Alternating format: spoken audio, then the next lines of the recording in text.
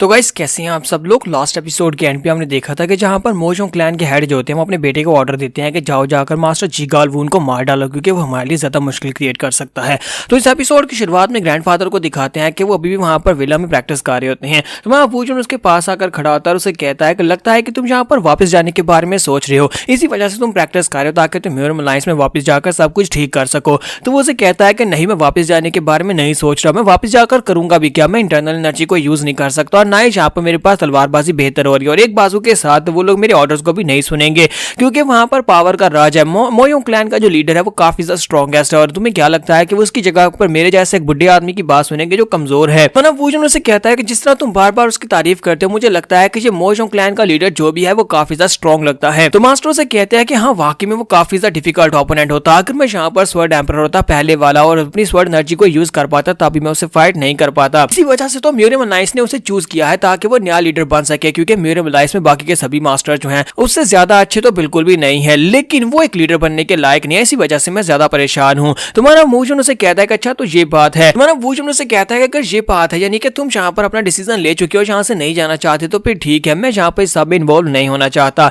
और साथ ही मेरा वूजन उसे कहता है कि मुझे लगता है कि टाइम इसी तरह खत्म हो जाता है, यानी टाइम गुजरता जाता है और सब कुछ जैसा होना है बिल्कुल वैसा ही होगा। तो ग्रैंडफादर उसे कहते हैं कि अब जबकि तुम यहाँ पर मेरे लिए काफी ज्यादा परेशान और तुमने यहाँ पर मेरी काफी अच्छे से केयर किया, क्यों ना मैं यहाँ पर तुम्हें एक बहुत ही इंटरेस्टिंग बात बताऊं। और वो आगे बढ़ते हैं और उसे कहते हैं क्या तुम एक बंदे के बारे में जानते हो जिसका नाम जियोंग वैंगसू है। जियोंग वैंगसू जिसे गोल्ड थीफ भी कहा जाता है, वो एक बहुत ही महान चोर था। वूजन उसे कहता है नहीं, मैं उसके बारे में नहीं जानता। तो वो कहते हैं उसके बारे में एक कहानी बहुत ज्यादा फेमस है। वो एक बहुत ही महान चोर था, इतना महान चोर था कि वो जहां पर से भी चोरी करता किसी को भी उसके बारे में भनक भी नहीं लगने पाती। वो बड़ी बड़ी बिल्डिंग्स के अंदर चला जाता है, इंपीरियल फैमिलीज के रॉयल क्राउन को भी जाकर चोरी कर सकता था। वो इतना ज्यादा महान चोर था, यानी कि मतलब यह है कि वो किसी की हत्या नहीं जड़ता था, बड़ी सफाई के साथ वो चोरी करता था। और उस वक्त जब मैं बहुत ज्यादा यंग था मैंने उसका पीछा किया था। तो उसका पीछा करते करते मैं एक जगह के पर पहुंचा जहां पर मुझे उसके पास एक पेपर मिला और ये पेपर जो तुम्हारे लिए बहुत ज्यादा काम का है, मेरे लिए तो ये किसी काम का नहीं है, लेकिन मुझे लगता है कि ये तुम्हारे लिए ज्यादा काम का होगा। मेरा वूजन उसे कहता है इस पेपर के अंदर क्या है। तो मास्टर ग्रैंडफादर उसे कहते हैं कि इस पेपर के अंदर तुम्हारे मैनर को अगले कई सालों तक चलाने के लिए, ढेर सारे पैसों का बंदोबस्त करने के लिए ये एक नक्शा है। ये एक नक्शा है जो कि तुम्हें उस चोर के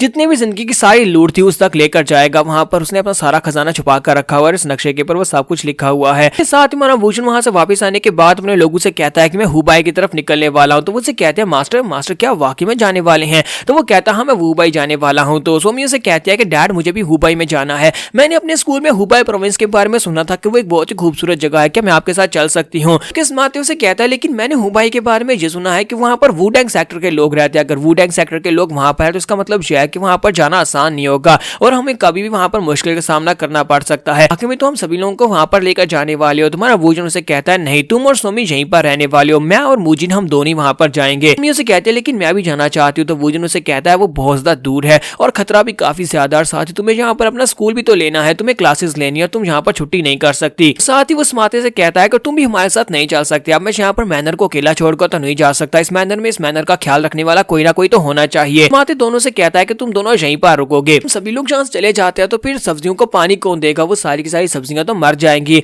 तो उस माते उसे कहता है अच्छा ठीक है। फिर साथ ही ग्रैंडपा भी कहते हैं मैं भी यहाँ पर सोमी के साथ रहूंगा। वूजन उसे कहता है क्या तुम ठीक रहोगे। तो वो कहते हैं हाँ क्यों नहीं, मुझे सोमी के साथ काफी ज्यादा मजा आता है, हम दोनों दादा पोती यहाँ पर मिलकर बहुत सारे खेल खेलेंगे और उसके बाद बहुत ज्यादा मजा करेंगे, तुम्हें इसके लिए परेशान होने की जरूरत नहीं है। तुम्हारा वूजन वहां पर चैन की सांस लेता है कि कम से कम यहाँ पर दादाजी के साथ काफी ज्यादा खुश तो है। साथ ही हमारा वूजन अपनी कार लेता है वहां पर से निकल पड़ता है। वूजन और मूजिन दोनों ही कार के अंदर बैठे होते हैं। मूजिन उसे कहता है कि मास्टर मुझे बताओ कि तुम यहाँ पर मुझे किस लिए वहां पर लेकर जाना चाहते हो, तुम हुबी में क्यों जा रहे हो, आखिर वहां पर हमें क्या मिलने वाला है। वूजन उसे कहता है कि मुझे एक बात बताओ, क्या तुमने कभी किसी चोर के बारे में सुना है जिसको गोल्ड किंग कहते हैं, क्या तुमने कभी उसका नाम सुना है। मूजिन उसे कहता है कि हाँ मैंने गोल्ड किंग का नाम सुना है, मैंने उसके बारे में सुना है कि वो एक बहुत ही बड़ा चोर था और उसने बहुत सारी चोरियां की, उसने अपनी जिंदगी में सिर्फ और सिर्फ चोरियां की थी और बहुत सारा माल लूटा था। तुम्हारा वूजन अपने पास एक नक्शा निकालता है और उसे कहता है कि ये वो वजह है जिसकी वजह से मैं हुबाई में जाने वाला हूँ। तो मूजिन उसे कहता है कि ये तो एक नक्शा है। तो हमारा वूजन उसे कहता है कि हाँ ये नक्शा है और ये ग्रैंडफादर ने मुझे दिया है। ये बात सुनने के बाद वो काफी हैरान होता है और कहता है,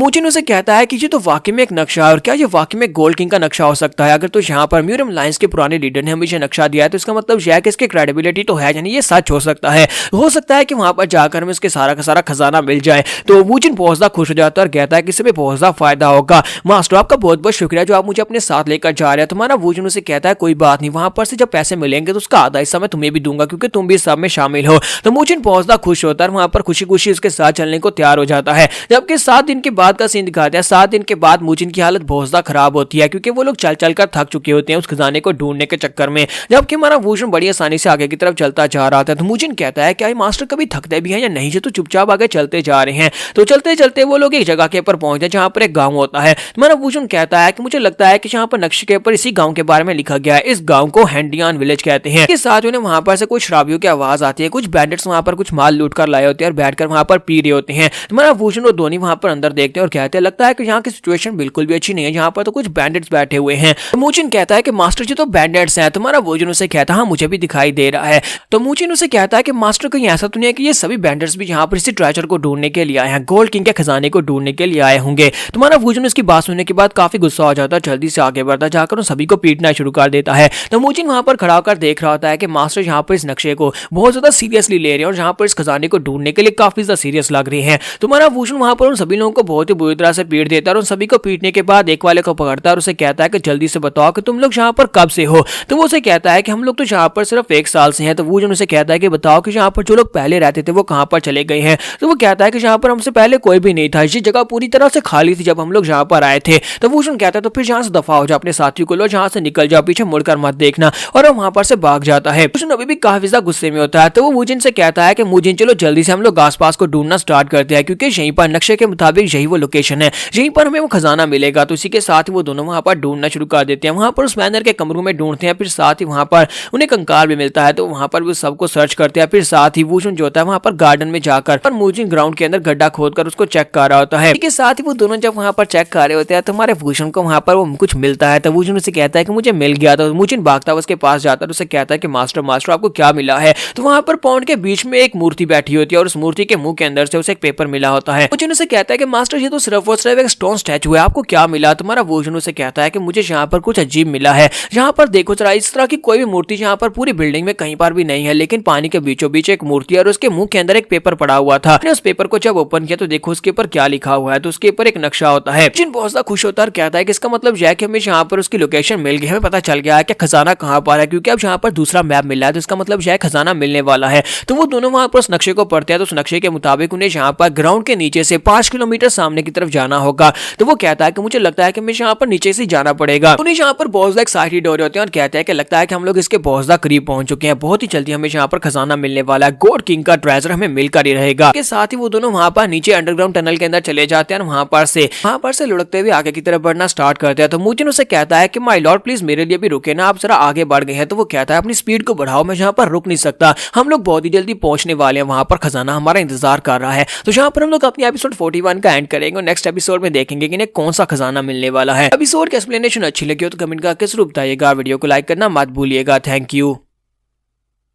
तो लास्ट एपिसोड के एंड पे हमने देखा था कि हमारा वूशन और मूजिन दोनों वहां पर अंडरग्राउंड टनल के अंदर से 5 किलोमीटर सामने की तरफ जा रहे थे, जहां पर उन्हें लगता है कि खजाना मिलने वाला है। और वो दोनों उस महान चोर गोल्ड किंग रॉजर के खजाने को ढूंढने के लिए आगे बढ़ रहे थे ताकि उन्हें वन पीस मिल सके। तो दोनों वहां पर पुरजोश होते हैं, लेकिन हमारे मूजिन की हालत काफी ज्यादा खराब होती है। मूजिन कहता है कि मैं यहाँ पर कब से इसी तरह आगे तरफ बढ़ता जा रहा हूँ, पता नहीं वो निशान यानी मैप के ऊपर जो निशान लगाया गया था वो सच्चा भी है या नहीं। मुझे तो ऐसा लगता है कि हम लोग रास्ता भटक चुके हैं, कहीं ऐसा तो नहीं है कि हम लोग ग्राउंड के अंदर यहीं पर दबकर मरने वाले हैं। लेकिन हमारे मास्टर को देखो, मास्टर तो चुपचाप आगे बढ़ते जा रहे जैसे कि उन्हें यहाँ पर वन पीस मिलने वाला है। लेकिन क्या वाकई में यहाँ पर गोल्ड किंग रॉजर ने यहाँ पर खजाना छोड़ा होगा। इसी के साथ ही वूशन उसे कहता है कि लगता है कि हम लोग पहुंच चुके हैं, यहाँ पर फाइनली मार्क का निशान यहीं पर है। तो इसी के साथ सामने एक निशान दिखाई देता है। वो कहता है वहां पर देखो दीवार के ऊपर एक निशान है और वो निशान मूर्ति का आता है। मूर्ति के निशान के साथ ही ऊपर की तरफ एरो का निशान दिया गया होता है। पर वूशन उसे कहता है कि मुझे लगता है कि इसके मुताबिक हमें ऊपर जाना होगा, जहाँ पर से ऊपर निकलने के बाद एक मूर्ति मिलेगी और उसी के नीचे में खजाना मिलने वाला है। जबकि हमारा वूशन जो होता है वो अब यहाँ पर निशानों की वजह से काफी ज्यादा गुस्से में होता है, क्योंकि उसके सबर यहाँ पर जवाब दे रहा होता है और वो बहुत ज्यादा गुस्से में लग रहा होता है। मूजिन कहता है लगता है कि मास्टर यहाँ पर गुस्से से फटने वाले हैं,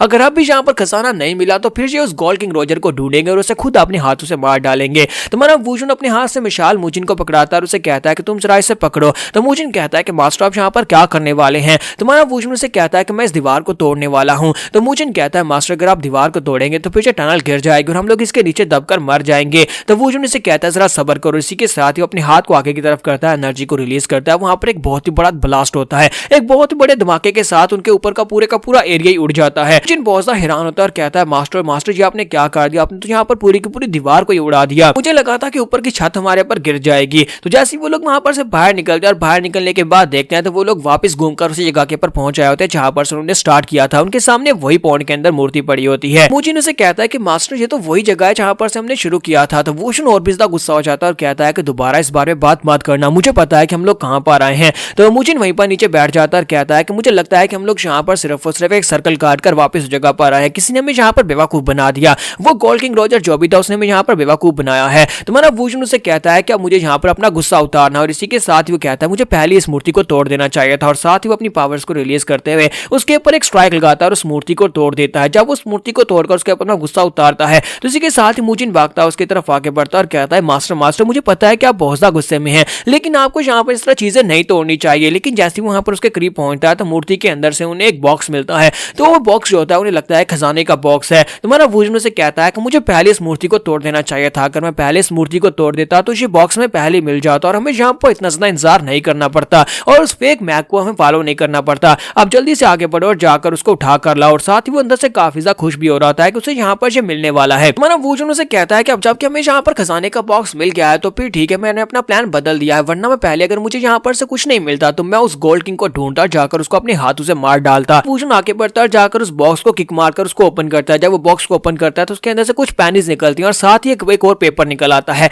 तो ये देखने के बाद दोनों काफी हैरान होते हैं। फिर साथ ही हमारा वूजन उस पेपर को ओपन करता है। जैसे वो उस पेपर को ओपन करता है तो मुजिन कहता है मास्टर इसके ऊपर क्या है, क्या यहाँ पर एक और नक्शा है, क्या यहाँ पर एक और नक्शा है जो हमें खजाने तक लेकर जाएगा। तो हमारा वूजन उसे कहता है नहीं, यहाँ पर एक और नक्शा नहीं है। उस पेपर के ऊपर लिखा होता है कि डूड अगली बार कोशिश करना, इस बार तो तुम्हें कुछ भी नहीं मिलेगा। इसके साथ ही उन दोनों को वहां पर एक झटका लगता है, लेकिन हमारा वूजन इस बात से और भी ज्यादा गुस्सा हो जाता है। यहाँ पर से नेक्स्ट सीन जो होता है हमें मास्टर जीगाल का दिखाया जाता है। मास्टर जीगाल अपनी बेटी के साथ वहां पर से किसी एरिया में जा रहे होते हैं तो उनके पर अटैक हो जाता है, क्योंकि पिछले एपिसोड में आपको बताया था कि मास्टर मोजोंग ने यहाँ पर उनको मारने का ऑर्डर दिया है। जीगाल उसे कहता है क्या तुम्हें पता भी है कि हम लोग कौन है और तुम हमारे पर यहाँ पर अटैक कर रहे हो। उसे कहता है कि तुम यहाँ पर मुझसे पूछ रहे हो कि मैं तुम्हारे पर अटैक कर रहा हूँ, मुझे यहाँ पर रोकने वाला कौन है। साथ ही वो अंदर से सोच रहा होता है कि मेरे पीछे तो यहाँ पर मोजोंग क्लैन के लीडर हैं जो कि इस वक्त म्यूरियम लायंस के नए लीडर भी हैं, कि मुझे उन्होंने यहाँ पर ऑर्डर्स दिए थे कि इस बंदी को मारना है, तो इस बंदी को मारने के बदले मुझे पैसे तो मिलेंगे, साथ साथ मुझे यहाँ पर प्रोटेक्शन भी मिलेगी और फ्यूचर में मैं जो भी काम करना चाहूँ मोजोंग क्लैन के लीडर मुझे बिल्कुल भी नहीं रोकने वाले। इसी के साथ ही मास्टर जीगाल की बेटी उनके सामने खड़ी हो जाती है और कहती है कि डैड मैं आपको बचाऊंगी। जबकि मास्टर जीगाल से कहता है कि बेटी जॉन मुझे लगता है कि तुम्हें यहाँ से भाग जाना चाहिए, इनको किसी न किसी ने यहाँ पर भेजा है। तो जॉन उसे कहती है कि नहीं डैड मैं आपको छोड़कर नहीं जाऊंगी। इसी के साथ सामने वाला बैंडिट अपनी तलवार लेकर उसके पर अटैक करने के लिए आगे बढ़ता है और कहता है मुझे तो लगा था कि तुम्हें मारना मुश्किल होगा, लेकिन जीगाल फैमिली के लोगों को मारना तो बहुत ज्यादा आसान है, और तुम्हें मारने के बाद हम लोग यहाँ पर योर के ऊपर इल्जाम लगा देंगे, जैसे कि बैंडिट्स के ऊपर इल्जाम लगा देंगे। और इसी के साथ ही जैसे वो उसके करीब पहुंच रहा था हमारा वूजन वहां पर पहुंच जाता है, उसके मुंह पर एक पंच मारता है। जैसे वो उसे एक पंच मारता है तो वो उड़ता हुआ पीछे जाकर दीवार के साथ टकराता है। जीगाल फैमिली के लोग जल्दी से पीछे की तरफ घूमते हैं और कहते हैं कि अब यहाँ पर कौन आ गया। वूजन कहता है कि मास्टर जी आपने क्या किया, आप यहाँ पर सिंपली उस गोल्ड किंग का गुस्सा इस बंदे के ऊपर उतारिए, आप ऐसा मत करें। तो वूजन उसे कहता है कि नहीं ऐसा कुछ भी नहीं है, मैंने कोई गुस्सा नहीं उतारा। जबकि वो बंदा जिसे पंच पड़ता है वो कहता है कि यार तुम कौन हो, यहाँ पर बीच में क्यों आ रहे हो। तुम्हारा वूजन घूर कर उसकी तरफ देखता है। जब वो उसकी तरफ घूर कर देखता है इसी के साथ ही वहां पर से एक असैसन निकलता है और असैसन बड़ी तेजी के साथ ऊपर की तरफ जंप करते हुए हमारे वूजन के ऊपर अटैक कर देता है। लेकिन हमारा वूजन जो होता है उसके अटैक को वहां पर ब्लॉक करता है, उसकी तलवार गिर जाती है और साथ उसके ऊपर कट लगाता है जिससे वो मर जाता है। जबकि एक असैसन पीछे से निकलता है और उसके हाथ में ब्लेड होते हैं, वो छोटे ब्लेड्स के साथ हमारे वूजन के ऊपर पीछे से अटैक कर देता है। उसके पास टोटल 8 ब्लेड होते हैं और 8 ब्लेड्स के साथ जब वूजन के ऊपर वो अटैक करता है तो ब्लेड्स ग्राउंड के ऊपर जाकर गिरते हैं, वहां पर एक ब्लास्ट होता है। इसी ब्लास्ट के साथ वो असैसन नीचे उतर आता है और कहता है कि यहाँ पर इसको मारना काफी ज्यादा आसान था, लेकिन साथ इस धुएं के अंदर से दिखाता है कि हमारा वूजन धुएं के अंदर से बाहर निकल आता है और उसके हाथ में वही 8 ब्लेड्स होते हैं, उसने सारे ब्लेड्स को पकड़ लिया होता है। तो वो असैसन भी बहुत ज्यादा घबरा जाता है और कहता है कि इसने यहाँ पर उड़ते हुए फ्लाइंग नाइफ्स को अपनी इतनी आसानी से कैसे पकड़ लिया। हमारा वूजन वहीं पर से उन ब्लेड्स को उसकी तरफ फेंकता है और ब्लेड सीधे जाकर उसकी बॉडी के अंदर धंस जाते हैं और वो भी वहीं पर मर जाता है। मास्टर जीगाल ये देखने के बाद काफी ज्यादा हैरान हो रहे होते हैं और कहते हैं कि आज ये बंदा अचानक कहां से निकला और ऊपर से इतना ज्यादा स्किल्ड कैसे है, लगता है कोई ग्रैंड मास्टर है। मुजिन वहां पर सोच रहा होता है कि जीगाल फैमिली के लोग यहाँ पर बच गए, जीगाल फैमिली के लोगों की किस्मत बहुत ज्यादा अच्छी है कि मास्टर ने यहाँ पर उनकी जान बचा ली है, कि ये पुराने म्यूरियम लायंस लीडर की वजह से यहाँ पर मुश्किल में पड़े हैं, क्योंकि वो छुपे हुए हैं, इसी वजह से ये लोग यहाँ पर मुश्किल में पड़ गए हैं। तुम्हारा वूजन उन सभी को मारने के बाद आगे बढ़ता और कहता है कि तुम दोनों, वो कहते हैं हाँ मास्टर। वूजन उनसे कहता है क्या तुम लोगों को पता है कि कि यहाँ पर गोल्ड किंग कहाँ पर मिलेगा, क्या तुम गोल्ड किंग को जानते हो। तो वो दोनों आगे से खामोश होता है क्योंकि उन्हें गोल्ड किंग के बारे में कुछ भी नहीं पता होता। हमारा वूजन कहता है कि लगता नहीं है कि इनको पता होगा, और वो पीछे की तरफ मुड़ जाता है और मूजिन से कहता है कि चलो यहाँ से चलते हैं, और वो भी भागता है उसके पीछे चला जाता है।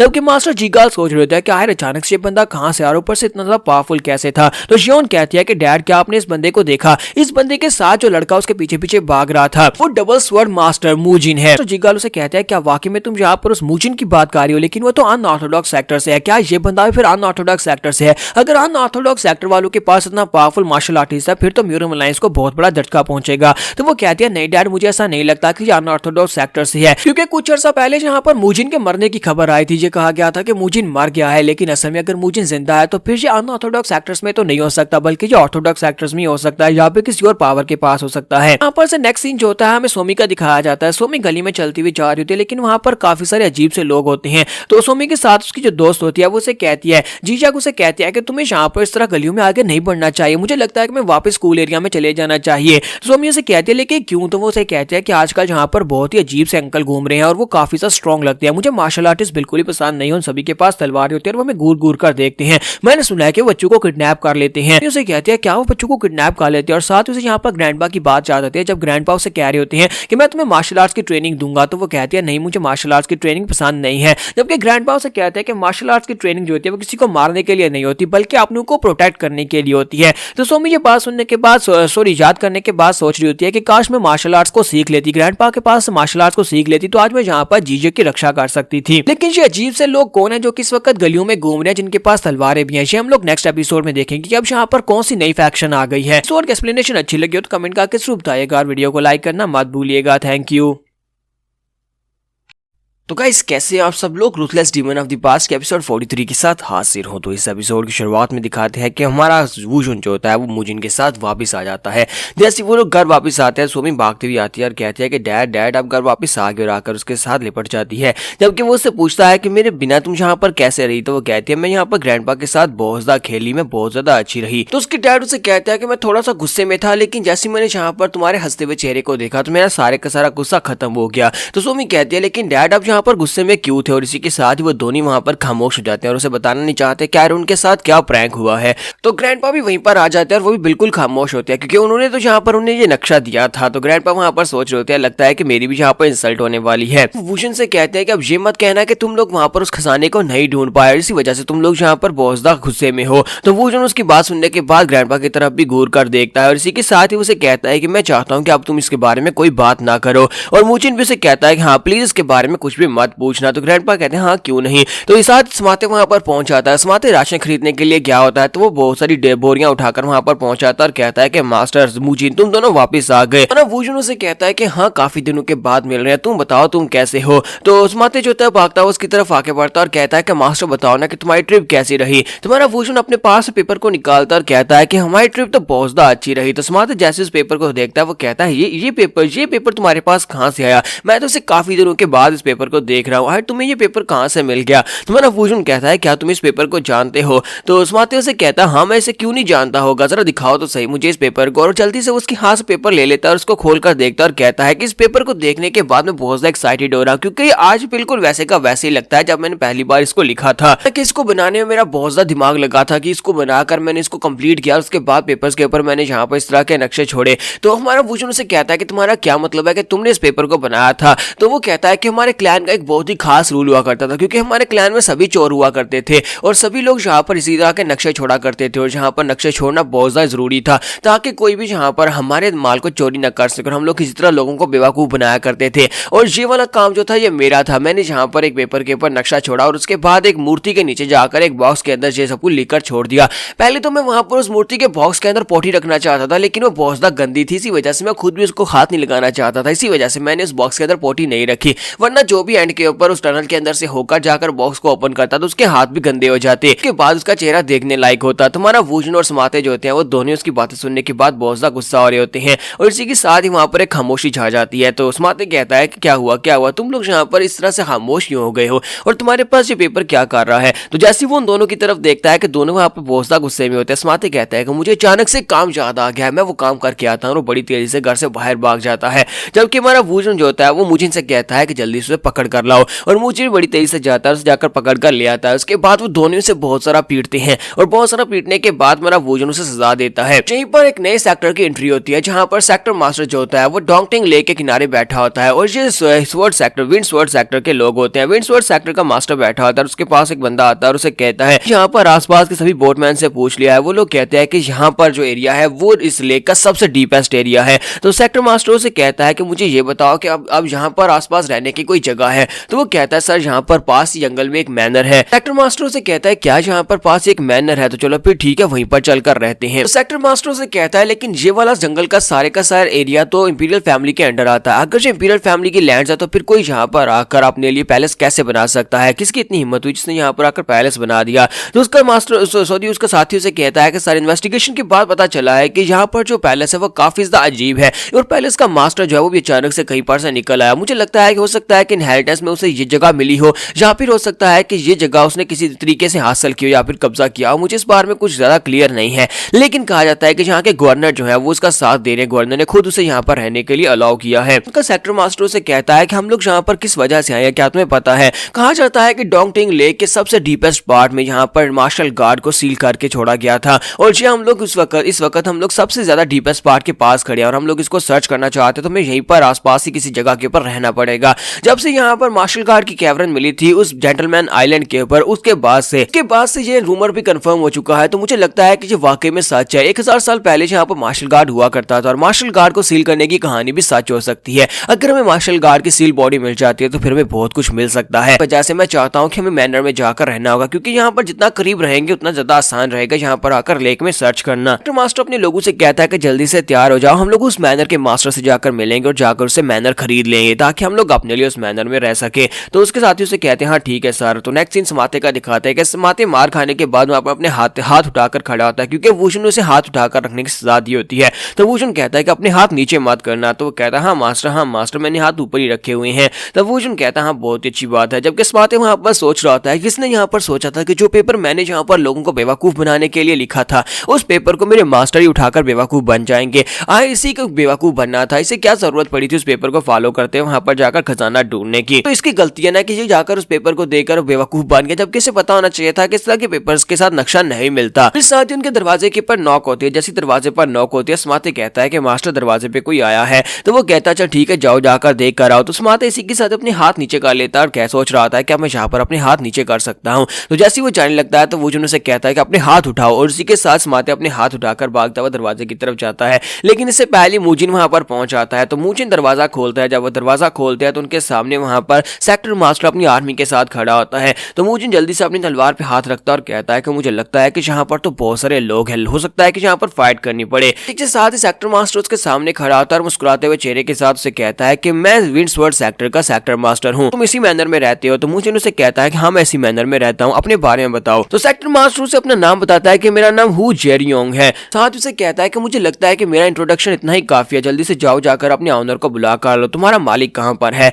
तो मूजिन उसे कहता तो फिर यहीं पर रुको, मैं जाकर अपने ऑनर को बुला कर लाता हूँ। और इसी के साथ ही वो समाते के साथ ही खड़ा हो जाता है और कहता है कि इस बंदे का मसला क्या है, इसने हाथ क्यों उठा रखे हैं। तो इसी हमारा वूजन जो होता है थोड़ी देर के बाद अंदर से बाहर आता है और उसे कहता है कि मैंने सुना कि तुम मुझसे मिलना चाहते हो, बताओ तुम्हें क्या काम है। तो वूजन को देखने के बाद थोड़ी देर के लिए हैरान तो होता है कि क्या वाकई में यही यहाँ का मैनर मास्टर है, लेकिन ये तो बिल्कुल एक काम सा बंदा है। तो सेक्टर मास्टर उसे कहता है मैं विंडस्वर्ड सेक्टर का सेक्टर मास्टर हूँ। तुम्हारा वूजन उसे कहता है कि ये तो मैंने सुन लिया, अब आगे बताओ कि तुम्हें मुझसे क्या काम है, मुझसे क्या कहना चाहते हो। और इस बात से वो काफी ज्यादा शर्मिंदा होता है और कहता है कि जी देखो जरा, मैं विंडस्वर्ड सेक्टर का सेक्टर मास्टर हूँ, ये मेरे लोगों के सामने मेरी इंसल्ट किए जा रहा है। और इसी के साथ ही वो उसे कहता है कि मैं यहाँ पर और घुमा फिरा कर बातें नहीं करूंगा, मैं सीधी बात करूंगा, मुझे तुम्हारा जो मैनर चाहिए, क्या तुम अपना मैनर मुझे बेचोगे। तुम्हारा वूजन और उसके साथ ही बहुत ज्यादा हैरान होते हैं कि ये यहाँ पर क्या बात कर रहा है। साथ ही वो हमारे वूजन के सामने पैसों की एक थैली फेंकता है जिसके अंदर पूरे 200 नियांग्स होते हैं। तो वो उसे कहता है कि इस थैली को ओपन करके देखो, तुम्हारी सोच से भी ज्यादा इसके अंदर पैसा होगा। साथ ही वो सोच रहा होता है कि ये लोग जैसे इस थैली को ओपन करेंगे तो ये लोग लालची होकर इस पैसे को लेंगे और यहाँ पर से चले जाएंगे इस मैनर को छोड़कर, क्योंकि मैंने इसके अंदर बहुत सारे पैसे डाले हुए हैं। वूजन जो होता है उसके थैले को देखने के बाद उसके थैले को किक मारता है और उसकी तरफ फेंक देता है और कहता है कि नहीं, मुझे ये नहीं चाहिए, ये काफी नहीं है।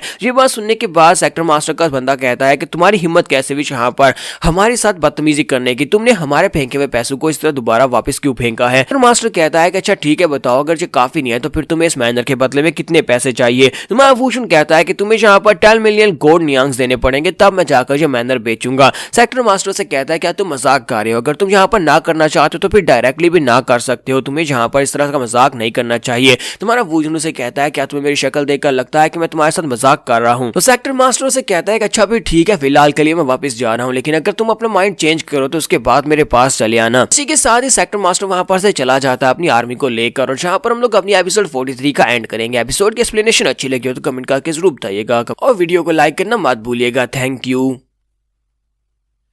तो लास्ट एपिसोड के एंड पे हमने देखा था कि सेक्टर मास्टर जो होता है वो इस बात से बिल्कुल भी खुश नहीं होता कि हमारा वोजन उसे अपना मैनर नहीं बेचता, और वो शर्मिंदा होकर वहां पर से चला जाता है। लेकिन मुजिन आगे बढ़ता और कहता है कि मास्टर मुझे लगता है कि ये मसला यहाँ पर खत्म नहीं होगा। जिस तरह के लोग हैं मुझे नहीं लगता कि इतनी आसानी से यहाँ पर गिव अप करने वाले। अब हम लोग क्या करेंगे? वोजन कहता है कि ग्रैंडपा कहाँ पर है, चलो उनके पास चलते हैं। और इसी के साथ वो ग्रैंडपा से पूछते हैं कि विंड्सवर्थ सेक्टर के बारे में बताओ। तो ग्रैंडपा कहता है कि मैंने विंड्सवर्थ सेक्टर के बारे में काफी बार सुना है। विंड्सवर्थ सेक्टर जो है वो भी यहाँ पर एक नई अपराइजिंग पावर है, जहाँ पर यूजियांग में आकर वो लोग अपनी बेस बनाने की कोशिश कर रहे हैं, और इसी वजह से वो लगता है कि यहाँ पर गलियों के ऊपर कब्जा कर रहे हैं। मैंने गलियों में उनको काफी सारे लोगों को देखा है, विंड्सवर्थ सेक्टर के लोगों को। मुजिन उसे कहता है कि मैंने तो पहले कभी यहाँ पर विंड्सवर्थ सेक्टर के बारे में नहीं सुना। तो ग्रैंडपा उसे कहता है कि इस तरह के सेक्टर्स जो होते हैं ये जल्दी से आते हैं और जल्दी से खत्म भी हो जाते हैं, क्योंकि बहुत सारे नए सेक्टर्स बनते रहते हैं, और नए सेक्टर्स बनने के बाद वो अपनी पावर की दाग जमाने के लिए इस तरह के काम करते रहते हैं। और मुजिन उसे कहता है हाँ तुमने बिल्कुल ठीक कहा कि मुझे लगता है कि ये भी एक नया सेक्टर है जो जहाँ पर अपनी दाग जमाने के लिए हमारे पास हमारा मैनर छीनने की कोशिश कर रहा है।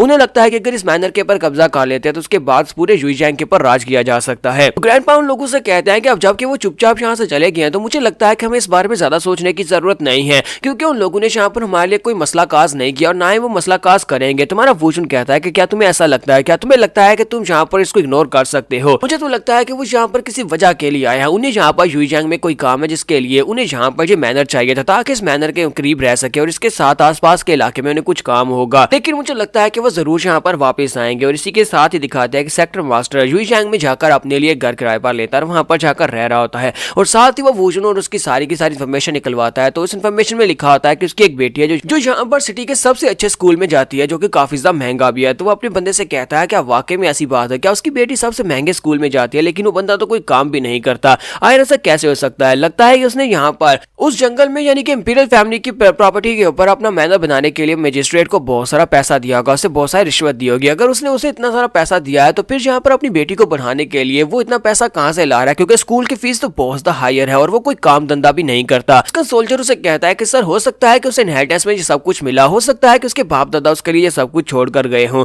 तो वो ये बात सुनने के बाद सोच रहा होता है कि उसके बाप दादा भी इतनी पैसे छोड़ कर गए हों, तब भी यहाँ पर 200 नियांग कम नहीं होते। 200 सिल्वर नियांग के बदले में इतना बड़ा मैनर मैं उसे ले रहा था, क्योंकि 200 नियांग तो बहुत ज्यादा रकम है, लेकिन इसके बावजूद उसने मेरी रकम को छोड़ दिया। फिर साथ ही वो अपने बंदे से कहता है कि मैं यहाँ पर इस मसले को इग्नोर कर सकता था, लेकिन अब जबकि उसने मेरी इंसल्ट कर दिया, ये मेरी इज्जत का मसला है, तो अब यहाँ पर हमें कुछ ना कुछ करना होगा। तो वो कहता है कि जाओ जाकर उनके स्कूल में सब कुछ अरेंज कर दो। तो उसका सोल्जर उसे कहता है ठीक है सर, हम सब कुछ अरेंज कर देंगे। यहाँ पर से नेक्स्ट सीन जो होता है वो सोमी का दिखाया जाता है कि सोमी के आसपास कोई भी नहीं होता, सभी लोग वहां पर से उसके दूर जा रहे होते हैं। इसी के साथ जब ग्रैंडपा वहां पर पहुंचते हैं, स्कूल के बाहर खड़ी होती है, ग्रैंडपा वहां पर आते हैं तो वो बहुत ज्यादा खुश हो जाती है और भागती हुई ग्रैंडपा के साथ जाकर चिपक जाती है। तो ग्रैंडपा उसे कहते हैं क्या तुम्हें आज मजा आया? तो वो कहती है हाँ मुझे बहुत ज्यादा मजा आया। फिर साथ ही वहां पर स्कूल का ऑनर निकलता है और उसे कहता है कि सर क्या आप सोमी के ग्रैंडफादर हैं? तो उसे कहते हैं हाँ मैं सोमी का ग्रैंडफादर हूं। तो उसे कहता है सर मेरे साथ मेरे ऑफिस में आ जाएं। तो ऑफिस में आने के बाद वो बंदा उसे कहता है कि सर आपकी पोती जो है ये स्कूल में बहुत ही ज्यादा खराब माहौल पैदा कर रही है, जिसकी वजह से बाकी के सारे बच्चे खराब हो रहे हैं।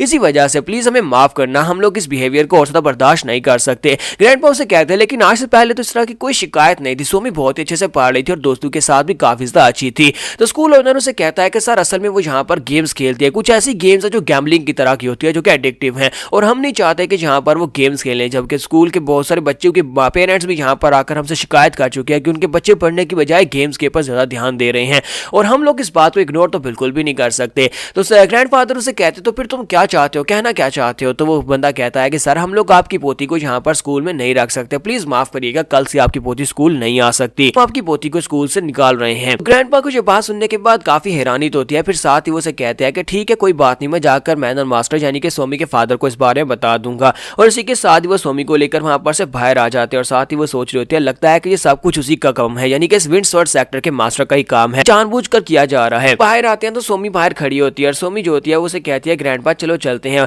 और साथ ही रास्ते में वो ग्रैंडपा से कहती है ग्रैंडपा मुझे लगता है कि आज के बाद से मुझे स्कूल नहीं जाना पड़ेगा क्योंकि उन्होंने मुझे स्कूल से निकाल दिया है। तो ग्रैंडपा उसे कहते हैं हाँ सोमी कुछ ऐसा ही हुआ है। तो सोमी कहती है चले कोई बात नहीं, मैं ग्रैंडपा और बाकी सभी लोगों के साथ घर पे बहुत ज्यादा खुश रहूंगी। तो ग्रैंडपा कहते हैं कोई बात नहीं, वैसे भी यहाँ पर पढ़कर तुम क्या करोगी, घर पर चलो, घर पर मैं तुम्हें सब कुछ पढ़ा दूंगा, मुझे जितना कुछ आता है वो सब कुछ मैं तुम्हें पढ़ाऊंगा और घर पर तुम्हारी क्लासेस हो जाएंगी। और वो फिर से उसे उठा लेते हैं। इसी के साथ ही रास्ते में उसे वहां पर डम्पलिंग्स दिखाई देते हैं। तो वो कहती है कि डैड ग्रैंडपा मुझे ये बहुत ज्यादा पसंद है। तुम्हारा ग्रैंडपा कहता है कि हाँ अच्छा तुम्हें पसंद है तो फिर मैं तुम्हारे लिए खरीद देता हूँ। तो वो शॉपकीपर से कहता है कि हमें एक दे दो। तो शॉपकीपर कहता है प्लीज सर ये सारे के सारे बिक चुके हैं, मैं आपको नहीं बेच सकता। तो ग्रैंडपा कहते हैं लेकिन यहाँ पर तो बहुत सारे पड़े हैं। तो वो कहता है नहीं सर माफ करना लेकिन आपको नहीं बेच सकता। और इसी के साथ वो अपनी शॉप भी बंद कर देता है और कहता है कि मुझे बहुत ज्यादा जरूरी काम है, लगता है कि मेरी दादी मर गई है, मुझे जल्दी से घर वापस जाना होगा। ग्रैंडपा कहते हैं कि ये अचानक से क्या हुआ, ये हमें कोई चीज बेचने को तैयार नहीं है। फिर साथ ही वो साथ वाली सारी शॉप्स की तरफ देखते हैं तो वहां पर जितने शॉप ओनर्स होते हैं सभी लोग कोई अपनी दुकान को बंद कर रहा होता है, कोई अपनी चीज बेचना नहीं चाहता और कोई कहता है कि सारी चीजें बिक चुकी हैं। तो ग्रैंडपा कहते हैं मुझे लगता है कि ये सब कुछ विंडसवर्ड सेक्टर के लोगों का ही किया धरा है, वो लोग नहीं चाहते कि यहाँ पर हमें राशन मिले। तो ग्रैंडपा वापस आने के बाद सारी बात वूजन को बता देते हैं। तो वूजन कहता है कि तो अब ये हुआ है। तो समाते काफी ज्यादा गुस्से में वापस आता है और कहता है कि ये क्या बकवास हो रही है, अब हम लोग यहाँ पर क्या करेंगे। तो वूजन उसे कहता है कि अब तुम्हें क्या हो गया। समाते कहता है कि मैं राशन लेने के लिए गया था, जब मैं वहां पर पहुंचा तो कोई बंदा हमें राशन बेचने को तैयार नहीं है, वो खाने पीने की चीजें मसाले और कुछ भी हमें बेचने को तैयार नहीं है कि हम लोग ब्लैंकेट्स और कपड़े भी नहीं खरीद सकते। यानी उन्हें क्या हो गया, वो कुछ भी हमें बेचने को तैयार नहीं। ऐसा तो नहीं है कि ये सब कुछ उसी कमीने ने किया है जो कल यहाँ पर हमारा मैनर खरीदने के लिए आया था, मुझे लगता है कि उसी ने किया है। ग्रैंडपा कहता है कि मैंने भी यहाँ पर इसी बारे में सोचा था, मुझे भी लगा था कि ये काम उन्हीं का होगा, लेकिन फिर मैंने सोचा कि वो अनऑर्थोडॉक्स सेक्टर से नहीं है बल्कि ऑर्थोडॉक्स सेक्टर यानी म्यूरियम अलायंस के अंडर है। तो अगर वो म्यूरियम अलायंस के अंडर है तो वो राइटियस सेक्टर हुआ, वो इतना बुरा काम कैसे कर सकते हैं। तो समाते उसे कहता है कि मुझे लगता है कि तुम रियलिटी से कोसों दूर हो, तुम्हें तो पता ही नहीं है कि असल में यहाँ पर ऑर्थोडॉक्स सेक्टर के लोग कितने कमीने हो सकते हैं, तुम तो सिर्फ और सिर्फ अपनी अलायंस की गद्दी के ऊपर बैठे रहते थे। तो मूजिन भी उसे कहता है कि मुझे लगता है कि जैंग समाते ने जो कुछ भी कहा वो बिल्कुल ठीक कहा है। अगर यहाँ पर ऑर्थोडॉक्स सेक्टर हो या फिर अनऑर्थोडॉक्स सेक्टर हो, इसमें बहुत सारे ऐसे लोग होते हैं, बहुत सारे ऐसे कमीने और घटिया लोग होते हैं जो कि इस तरह के काम करते रहते हैं। हमारी म्यूरियम अलायंस अगर जहाँ पर राइटियस है, इसका मतलब ये नहीं है कि म्यूरियम अलायंस के नीचे जितने भी सेक्टर्स आते हैं वो सारे भी राइटियस होंगे। तो वूजन कहता है कि मुझे लगता है कि अब यहाँ पर हमें ज्यादा परेशान होने की जरूरत नहीं है। समाते कहता है कि इस बात का क्या मतलब है कि ज्यादा परेशान होने की जरूरत नहीं है, हमारे पास यहाँ पर चेंज करने को कपड़े नहीं है, हमारे पास यहाँ पर कपड़े धोने के लिए साबुन नहीं है, हमारे पास यहाँ पर सोने के लिए ब्लैंकेट्स नहीं है, हमारे पास खाने के लिए राशन नहीं है। मम्मी उसे कहती है कि हमें यहाँ पर क्लोथ्स खुद बनाने होंगे, हमें यहाँ पर फ्री टाइम में मछली पकड़ कर लानी होगी ताकि हम लोग उसे खा सकें। तुम्हारा वोजन कहता है तुमने बिल्कुल ठीक कहा, हमारी लाइफ तो यहाँ पर बिल्कुल भी चेंज नहीं होने वाली। माता बेचारा वहाँ पर बिल्कुल खामोश हो जाता है क्योंकि उसके पास और कोई भी ऑप्शन नहीं होता। और वोजन उनसे कहता है कि मीटिंग यहीं पर खत्म होती है, तुम लोग जाओ जाकर खेती बाड़ी करो और वहाँ पर से जो मिलेगा उसको पकाएंगे और मछली पकड़ कर लाएंगे, उसको खाएंगे और साथ ही यहाँ पर कपड़े खुद ही बनाएंगे जानवरों की खाल के साथ। दूसरी तरफ विंडसवर्ड सेक्टर का मास्टर जो होता है वो इंतजार कर रहा होता है कि जल्दी वो बंदा मेरे पास भागता हुआ आएगा और माफी की भीख मांगेगा और कहेगा कि मेरा मैनर फ्री में ही ले लो। हम लोगों ने यहाँ पर उसकी बेटी को स्कूल से निकलवा दिया, गलियों में सभी को उनको राशन बेचने से मना कर दिया और इसकी वजह से अब कोई भी उनको राशन नहीं बेचेगा। इसके साथ सोल्जर वहाँ पर आता है तो वो सोल्जर से कहता है कि कितने दिन हो गए अभी तक वो लोग यहाँ पर आए क्यों नहीं है, मैंने तो सोचा था अभी तक वो यहाँ पर आ जाएगा। सोल्जर उसे कहता है कि सर मुझे लगता है कि वो आएंगे भी नहीं क्योंकि वो जहाँ पर डोंगटिंग लेक के अंदर से मछली पकड़ते हैं, जब उन्हें भूख लगती है मछली पकड़ कर खा लेते हैं। फिर साथ ही जब उन्हें यहाँ पर कपड़ों की जरूरत पड़ती है तो वो ब्लैंकेट्स बना लेते हैं, यहाँ पर एनिमल्स की लेदर के साथ ब्लैंकेट्स बना रहे हैं और साथ ही उन्होंने घर में खेती बाड़ी की हुई है और उसी के साथ ही वो वहाँ पर से सब्जियां खा रहे हैं। तो सुनने के बाद मिलिटर कहता है कि आयशा किस किस्म के लोग हैं। साथ ही वो अपने सोल्जर से पूछता है मैंने तुमसे कहा था ना कि पुलिस वालों में से किसी को यहाँ पर खरीद लो। तो वो कहता है हाँ सर हमने पुलिस में से कुछ अफसर्स को खरीद लिया है, लेकिन ज्यादातर पुलिस वाले जो है वो उस मैनर में उसके साथ जाने से मना कर रहे हैं क्योंकि उन्हें लगता है कि उस मैनर के अंदर जो ओनर है वो उनके लिए गार्ड की तरह है, वो उसके पास बिल्कुल भी नहीं जाना चाहते और ना ही उनके करीब जाना चाहते हैं। तो सेक्टर मास्टर कहता है कि ये किस किस्म की बकवास है। फिर साथ ही वो सोच रहा था लगता है कि ये काम भी मुझे खुद ही करना पड़ेगा। और यहाँ पर हम लोग अपनी एपिसोड 44 का एंड करेंगे और नेक्स्ट एपिसोड में देखेंगे कि आगे क्या होने वाला है। तो एपिसोड की एक्सप्लेनेशन अच्छी लगी हो तो कमेंट करके जरूर बताइएगा, वीडियो को लाइक करना मत भूलिएगा। Thank you. तो गाइस कैसे हैं आप सब लोग। Ruthless demon of the past के एपिसोड 45 के साथ हाजिर हो। तो लास्ट एपिसोड के एंड पे हमने देखा था कि विंड्सवर्थ सेक्टर का जो सेक्टर मास्टर होता है वो अपने लिए कुछ पुलिस वालों को खरीद लेता है और उन पुलिस वालों को वहां पर मैनर के ऊपर जाकर भेजने का कहता है, लेकिन उनमें से ज्यादा पुलिस वाले जो होते हैं उस पुलिस वाले के साथ जाने को तैयार नहीं होते। तो सेक्टर मास्टर सोच रहा था कि मुझे लगता है कि मुझे खुद ही ये काम करना पड़ेगा। तो अपने बहुत सारे लोगों को वहां पर पुलिस वालों के कपड़े पहना देता है और उनमें से एक पुलिस वाला जो उसने खरीदा होता है उसके साथ बाकी के सभी को भेजवा देता है, जबकि गवर्नर को वो यहाँ पर सिटी से बाहर भिजवा देता है। किसी न किसी तरीके से वो गवर्नर को बाहर भिजवा देता है और उसे इंपीरियल कोर्ट में जाना पड़ता है। तो उसका खरीदा हुआ बंदा जो होता है इस वक्त एक्टिंग गवर्नर के तौर पर काम कर रहा होता है। वो दरवाजे पे आता है और आकर उसे दरवाजा खटखटाता है। स्मार्ट घर से बाहर निकलता है तो उसे कहता है कि तुम सभी को जल्दी से जल्दी घर से छोड़कर जाना होगा, क्योंकि ये जगह जो है ये इंपीरियल फैमिली की और तुम लोग यहाँ पर अपना मैनर नहीं बना सकते। तुम्हारा स्मार्ट उसे कहता है कि अब तुम कौन हो, तो वो उसे अपने बारे में बताता है कि तुम्हें दिखाई नहीं दे रहा कि मैं पुलिस वाला हूँ, अपनी कंट्री की पुलिस की वर्दी को पहचानते नहीं हो। तुम्हारा भूषण भी साइड के ऊपर से आ जाता है। तुम्हारा भूषण उसे कहता है कि अब यहाँ पर क्या हो रहा है। तो स्मार्ट कहता है कि सर ये साइको कहता है कि हमें यहाँ पर पैलेस को छोड़कर जाना होगा क्योंकि हम लोग गैर कानूनी तौर पर यहाँ पर रह रहे हैं। तो पुलिस वाला उसे कहता है कि तुम यहाँ पर साइको किसको कह रहे हो। तुम्हारा भूषण कहता है कि मुझे ये बताओ कि होंग वोंगचेंग कहाँ पर है, उसने मुझे यहाँ पर कोई मैसेज नहीं भिजवाया, तुम कौन है जो यहाँ पर मुंह उठाकर चले आए हो। तो ये बात सुनने के बाद वो पुलिस वाला उसे कहता है तुम्हारी हिम्मत कैसे हुई, तुम यहाँ पर हमारे गवर्नर को उसके नाम से पुकार रहे हो। इस वक्त इंपीरियल कोर्ट में गए हुए और मैं उसकी जगह के ऊपर एक्टिंग गवर्नर हूँ, इसका मतलब यह है कि मेरे पास गवर्नर की पूरी पावर है। तुम्हारा भूषण उसे कहता है अच्छा ऐसी बात है। तो वो सोल्जर उसे कहता है कि तुम यहाँ पर मैं ऑर्डर दे रहा हूँ कि तुम्हें इस मैनर को छोड़कर जाना होगा। तुम्हारा भूषण उसे कहता है लेकिन हमारे पास और कोई जगह नहीं, हम लोग कहाँ जाएंगे। तो वो कहता है ये तुम्हारी प्रॉब्लम है, ये मेरी प्रॉब्लम नहीं है। तुम्हारी हिम्मत कैसे हुई यहाँ पर इस जगह के ऊपर अपना मैनर बनाने की, जो कि इंपीरियल कोर्ट की जगह है जहाँ पर इंपीरियल फैमिली का कानून चलेगा। जैसे कहते हैं लेकिन ये सच नहीं है, बल्कि यहाँ पर पहले से एक घर था, मेरे डैड ने बस उसको थोड़ा सा रिपेयर किया है, हमने यहाँ पर कोई घर नहीं बनाया है। कैसी बात है ना डैड। उसके डैड उसे कहते हैं हाँ बिल्कुल ऐसी ही बात है। तो सोल्जर उसे कहता है कि बस यहाँ पर बहुत हुआ, जिस बात से फर्क नहीं पड़ता कि तुम लोगों ने यहाँ पर पहले से घर को बनाकर सही किया है या फिर यहाँ पर तुमने इस घर को खरीदा है। ये जगह जो है ये इंपीरियल फैमिली की जगह है जहाँ पर घर बनाना गैर कानूनी है। तुम्हें कल तक यहाँ पर इस घर को छोड़कर जाना होगा, जो मेरा आखिरी फैसला है। तो हमारा भूषण कहता है हाँ क्यों नहीं, ठीक है कल हम लोग इस घर को छोड़कर चले जाएंगे। स्मार्ट कहता है कि मैनर मास्टर जी आप क्या कर रहे हैं, जबकि पुलिस वाला काफी ज्यादा खुश हो जाता है और कहता है कि तुम्हें पहले जी एक बात कह देनी चाहिए थी, इसकी वजह से तुम्हें ज्यादा मुश्किल नहीं होती। और इसी के साथ ही वो अपने पुलिस वालों को लेकर वहां पर से चला जाता है, जबकि ग्रैंड बाउ से कहता है कि अब हम लोग यहाँ पर क्या करेंगे, हमारे पास और कोई जगह भी रहने के लिए नहीं है। मूचिन भी उसे कहता है कि वाकई में हम लोग यहाँ पर छोड़कर जाने वाले हैं। स्मार्ट उसे कहता है कि मैं तो यहाँ पर इनसे डर कर बिल्कुल भी नहीं जाने वाला, आखिर हम लोग और कहाँ पर जाएंगे। तो भूषण कहता है किसी को परेशान होने की जरूरत नहीं है, मेरे पास एक बहुत ही अच्छा आइडिया है। और इसी के साथ ही सिटी का सीन दिखाता है कि ये जो नया बंदा होता है यानी जो नया गवर्नर बना है ये काफी ज्यादा कमीना होता है। ये गलियों में जाकर लोगों के पास फीस मांग रहा होता है, उनसे फंड्स मांग रहा होता है और साथ ही उनके दुकानें जो होते हैं उनके ठेले तोड़ रहा होता है और उनसे कहता है कि चाहे तुम लोग कितने गरीब क्यों ना हो तुम्हें यहाँ पर फंड देने होंगे। तो वो लोग उसे कहते हैं लेकिन गवर्नर ने तो कभी हमसे कोई एक्सट्रैक्शन फीस नहीं ली और ना ही कभी यहाँ पर हमसे कोई फंड्स मांगे हैं। तो पुलिस वाला उसे कहता है कि मैंने तुमसे क्या कहा, अब मैजिस्ट्रेट यहाँ पर नहीं है, पुराना गवर्नर अब जा चुका है, अब मैं उसकी जगह पर हूँ, इसलिए अब तुम्हें यहाँ पर बिजनेस करना है, तुम्हें यहाँ पर फंड्स देने होंगे। तो वो बेचारे काफी ज्यादा परेशान होते हैं और कहते हैं कि पता नहीं ये बकवास बंदा कहाँ से आ गया है, उम्मीद करते हैं कि हमारा गवर्नर पहले से वापस आ जाए। वो पैलेस में गया था वो इंपीरियल कोर्ट की मीटिंग के लिए, अचानक से पता नहीं क्या काम आ गया, अगर वो जल्दी से वापस नहीं आया तो फिर तो हमारी जिंदगी मुश्किल हो जाएगी। इस साथ उस पुलिस वाले को दिखाते हैं कि वो अपने रूम में बैठा वहां पर पी रहा होता है, एक लड़की के उसके पास बैठी होती है जो उसे पिला रही होती है। उसे कहती है कि तुम काफी ज्यादा अच्छे मूड में लग रहे हो। तो वो कहता है हाँ मैं अच्छे मूड में हूँ, बहुत अच्छे मूड में हूँ, मुझे लगता है कि मेरी जिंदगी में सारी की सारी प्रॉब्लम्स हल होने वाली हैं और मुझे यहाँ पर पूरी सपोर्ट मिल चुकी है, मुझे विंड्सवर्थ सेक्टर के मास्टर की सपोर्ट है, तो मुझे यहाँ पर डरने की क्या जरूरत है। साथ ही वो सोच रहा है उन्होंने मुझे यहाँ पर वादा दिया था, उन्होंने कहा था कि अगर मैं उनका काम कर देता हूँ, उस मैनर को खाली करवा देता हूँ तो वो गवर्नर को पक्का पक्का यहाँ से छुट्टी करवा देंगे और गवर्नर के बाद जो पोजीशन मुझे मिल जाएगी और मैं यहाँ पर सिटी का नया गवर्नर बन जाऊंगा। उनके पास बहुत सारा पैसा है और पैसे की मदद से ये सब कुछ करवा सकते हैं, इसी वजह से बहुत ही जल्दी मैं यहाँ पर गवर्नर बनने वाला हूँ। मुझे बस यहाँ पर उस मैनर को खाली करवाना था और मैनर को खाली करवाने का काम तो मैं कर ही आया हूँ, वो लोग कल सुबह यहाँ से चले जाएंगे।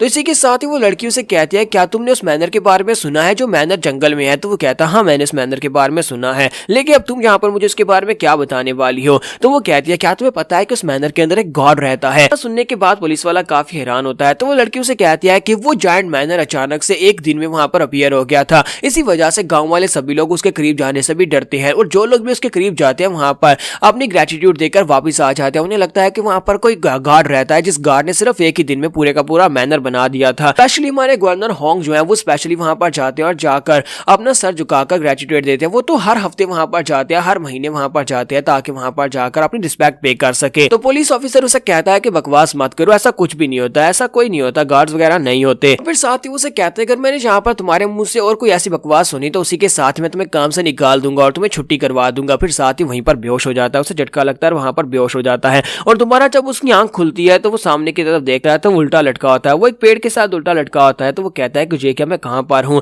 और चिल्लाना शुरू कर देता है। जबकि हमारा वूजन अपने साथियों के साथ वहां पर पहुंच जाता है, सभी लोगों ने मास्क लगा रखे होते हैं। वूजन उसे कहता है तो फाइनली तुम्हें होश आ ही गई। तो वो चिल्लाकर उसे कहता है कि तुम कमीने कहीं के, तुम लोग इससे बिल्कुल भी निकल कर नहीं जा पाओगे। तुम्हें क्या लगता है कि तुम यहाँ पर एक्टिंग गवर्नर को इस तरह से पेड़ के साथ अटका सकते हो? तुम्हारा वूजन कहता है कि तुम यहाँ पर क्या कह रहे हो, क्या तुम हमें जानते हो, तुम तो हमें कैसे जान सकते हो? तो वो चिल्लाकर कहता है बकवास बंद करो, मैं तुम सभी को जानता हूँ, तुमने चेहरे पर मास्क क्या लगा लिया, तुम्हें क्या लगता है कि मैं तुम्हें पहचानूंगा नहीं? तुमने सभी ने वही कपड़े पहने हुए जो तिनको पहने हुए थे। वूजन कहता है कि हमें नहीं पता कि तुम यहाँ पर क्या बातें कर रहे हो, हम लोग तो यहाँ पर बैंडिट्स हैं, हम लोग बैंडिट्स हैं जिन्होंने तुम्हें यहाँ पर पकड़ कर रखा हुआ है। तो वो समाते से कहता है कि मुझे लगता है कि इसके अंदर अभी भी काफी सारी एनर्जी है। कहता है ठीक है मैनर मास्टर, मैं अभी जाकर इसको सबक सिखाता। और उसके बाद वो आगे बढ़ता है, जाकर उसे पीटना शुरू कर देता है और वो उसे बहुत ज्यादा पीटता है। बहुत ज्यादा पीटने के बाद उसे कहता है कि अब तुम यहाँ पर हमारे साथ कोऑपरेट करने को तैयार हो? तो वो कहता है ठीक है प्लीज प्लीज मुझे छोड़ दो, प्लीज मुझे छोड़ दो, बताओ कि मुझे क्या कोऑपरेट करना है।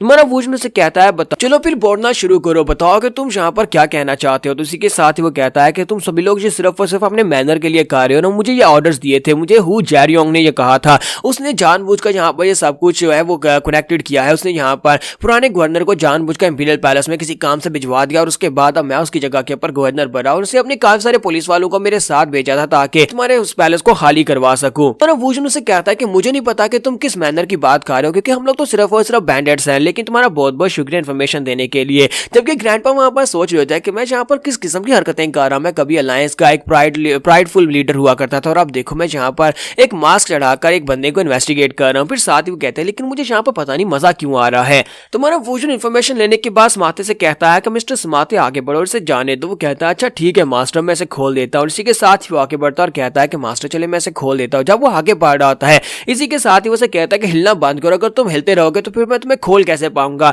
लेकिन जब वो वहां पर हिल रहा होता है तो इसी के साथ ही ऊपर की डाल टूट जाती है जिसके साथ उन्होंने रस्सी को बांधा होता है। जैसे ही वो डाली टूट जाती है क्योंकि उन लोगों ने उसे क्लिफ के ऊपर लटकाया होता है तो समाते और वो सभी लोग उसे देखते ही रह जाते हैं और वो बेचारा पुलिस वाला जो होता है वो उस क्लिफ के ऊपर से नीचे गिर जाता है। समाते कहता है मास्टर मास्टर ये तो वाट लग गई, वो तो नीचे गिर गया। और नीचे गिरने के बाद जाकर धड़ाम की आवाज आती है और इसी के साथ वो पुलिस वाला ऊपर से नीचे गिरकर मर जाता है। तो नेक्स्ट दिन 10 दिन के बाद का दिखाया जाता है। उसको मरे हुए 10 दिन हो चुके हैं लेकिन अभी भी यहाँ पर वो सेक्टर लीडर जो होता है बैठकर सोच रहा होता है कि क्या हुआ, जिन लोगों को निकालने का मैंने ऑर्डर दिया था वो लोग अभी भी अपने मैनर में मजे उड़ा रहे हैं, जबकि जिस बंदे को मैंने नकली पुलिस वाला बनाया था, जिस पुलिस वाले को मैंने पैसे देकर खरीदा था, वो पुलिस वाला पिछले 10 दिन से मुझे नजर नहीं आया, वो पता नहीं कहां पर चला गया है। तो यहाँ पर हम लोग अपनी एपिसोड 45 का एंड करेंगे। नेक्स्ट एपिसोड में देखेंगे जब ये सेक्टर मास्टर पर्सनली अटैक करने के लिए आगे बढ़ेगा तो उस वक्त हमारा वूजन कैसे इनसे फाइट करेगा। तो एपिसोड की एक्सप्लेनेशन अच्छी लगी हो तो कमेंट करके जरूर बताइएगा और वीडियो को लाइक करना मत भूलिएगा। Thank you.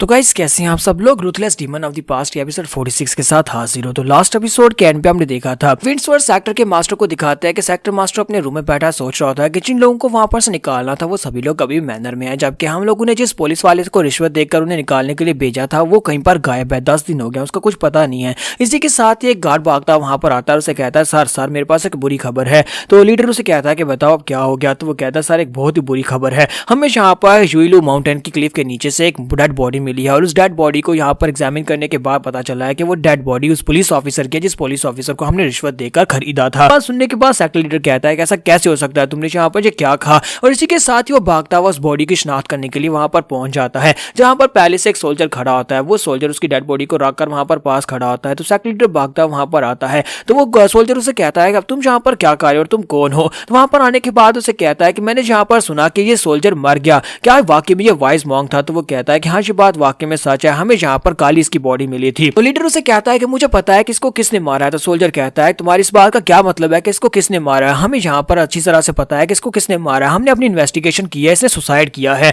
तो लीडर चिल्लाकर उसे कहता है क्या बकवास कर रहे हो, ये सुसाइड क्यों करेगा, तुम लोग यहाँ पर सिर्फ और सिर्फ गलत इन्वेस्टिगेशन कर रहे हो, इसने सुसाइड नहीं किया बल्कि एक मर्डर है। सोल्जर उसे कहता है कि हम लोगों ने पहले यहाँ पर केस को क्लोज कर दिया हुआ है, इसने सुसाइड किया था तो हम यहाँ पर तुम्हें कह रहे हैं ये सुसाइड है। लीडर उसे कहता है कि मुझे पता है कि यहाँ पर इसे किसने मारा है। तो सोल्जर कहता है तो फिर बकवास करना बंद करो, जाओ जाकर इसके लिए कोई सबूत लेकर आओ, क्या तुम्हारे पास कोई सबूत है। इस बात से सेक्टर लीडर काफी ज्यादा गुस्से में हो रहा था और वहां पर सोच रहा था कि ये मुझसे किस तरह बदतमीजी से बात कर रहा है। तो सोल्जर उसे कहता है कि मैं यहाँ पर तो इस बात को बिल्कुल भी एक्सेप्ट नहीं करूंगा कि ये एक मर्डर है। हमने यहाँ पर पूरी इन्वेस्टिगेशन किया, इन्वेस्टिगेशन करने के बाद गवर्नर ने खुद हमें यहाँ पर कहा है कि ये एक मर्डर नहीं है बल्कि ये एक सुसाइड है। सेक्टर लीडर गुस्से के साथ उसे कहता है क्या तुम्हें अंदाजा भी है कि मैं कौन हूँ। जबकि इसी के साथ ही गवर्नर वहां पर आ जाता और कहता है कौन यहाँ पर आकर शोर मचा रहा है, तुम्हारी हिम्मत कैसे भी यहाँ पर गवर्नर के होते हुए शोर मचाने की, आए तुम होते कौन है जहाँ पर आकर इस तरह बात करने की। सोल्जर कहता है कि सर पता नहीं ये बंदा कौन है, जहाँ पर आकर इस तरह की बकवास की जा रहा है। ये कह रहा है कि यहाँ पर वाइस मॉन्क ने खुदकुशी नहीं की बल्कि उसका मर्डर हुआ है। तो गवर्नर उसे कहता है कि अच्छा ठीक है, तुम ये कह रहे हो कि यहाँ पर मर्डर हुआ है तो क्यों ना तुम यहाँ पर हमें बताओ कि किसने इसका मर्डर किया है। तो सेक्टर लीडर उसे कहता है क्या तुम डोंगटिंग लेक के करीब जो जंगल में एक मैनर है, क्या उस मैनर के बारे में जानते हो। तो गवर्नर उसे कहता है कि हाँ मैं उसके बारे में जानता हूँ।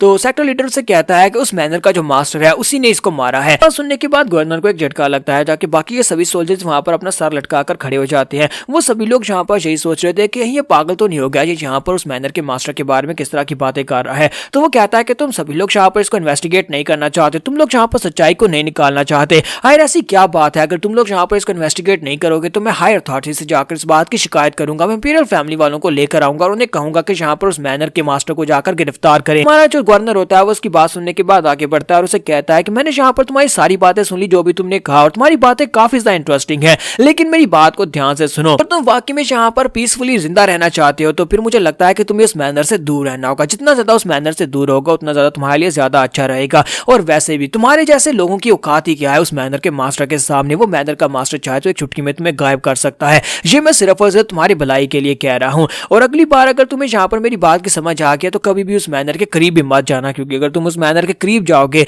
तो फिर तुम्हारे लिए बहुत ज्यादा बुरा हो जाएगा। और इसी के साथ ही गवर्नर वहां से चला जाता है। जबकि सेक्टर लीडर वहां से वापस आने के बाद कहता है कि जहां पर चल क्या रहा है मुझे समझ नहीं आ रही कि आखिर उस मैनर के मास्टर में ऐसा क्या है कि ये सभी लोग उससे इतना ज्यादा डरते हैं। गवर्नर और उसके साथ साथ उसके सभी सोल्जर्स यहाँ पर उससे डर रहे हैं, सभी लोग जानबूझकर उसको प्रोटेक्ट कर रहे हैं। मुझे लगता है कि वो इन्हें बहुत सारा पैसा देता है जिसकी वजह से उसे प्रोटेक्शन मिल रही है। तो वो कहता है मुझे लगता है कि मेरे पास और कोई ऑप्शन नहीं बचा, मुझे खुद ही अपने सोल्जर्स लेकर जाकर अटैक करना होगा। जो चीज मुझे यहाँ पर पसंद है मुझे वो छीननी होगी। तो हम लोग जाकर उनके ऊपर अटैक करेंगे और सभी को बता देंगे कि यूई गैंग के ऊपर यानी कि इस सिटी के ऊपर अब हमारा राज है, अब इस सिटी के ऊपर पूरे का पूरी तरह से हम लोग कब्जा करेंगे। उसका गार्ड उसे कहता है ठीक है सर, मैं अभी जाकर अपने सोल्जर्स को रेडी करता हूँ। तो वो कहता है हाँ ठीक है, आज रात हम लोग निकलेंगे, आज रात के वक्त हम लोग जाकर मैनर के ऊपर अटैक करेंगे। तब तक अटैक करेंगे जब तक कि मैनर को मिट्टी में नहीं मिला देते और सभी लोगों को मार नहीं देते। तो रात के वक्त ये सोल्जर्स जो होते हैं निकल पड़ते हैं। रात के वक्त विंडसवर्ड सेक्टर के लोग उनके ऊपर अटैक करने के लिए निकल जाते हैं, जबकि उनका सेक्टर लीडर उनके साथ ही होता है। वो पर्सनली उनके साथ होता है और कहता है कि जो भी यहाँ पर रस्ते में है उसे मार डालना, किसी एक को भी जिंदा मत छोड़ना। तो वो कहते हैं ठीक है सर।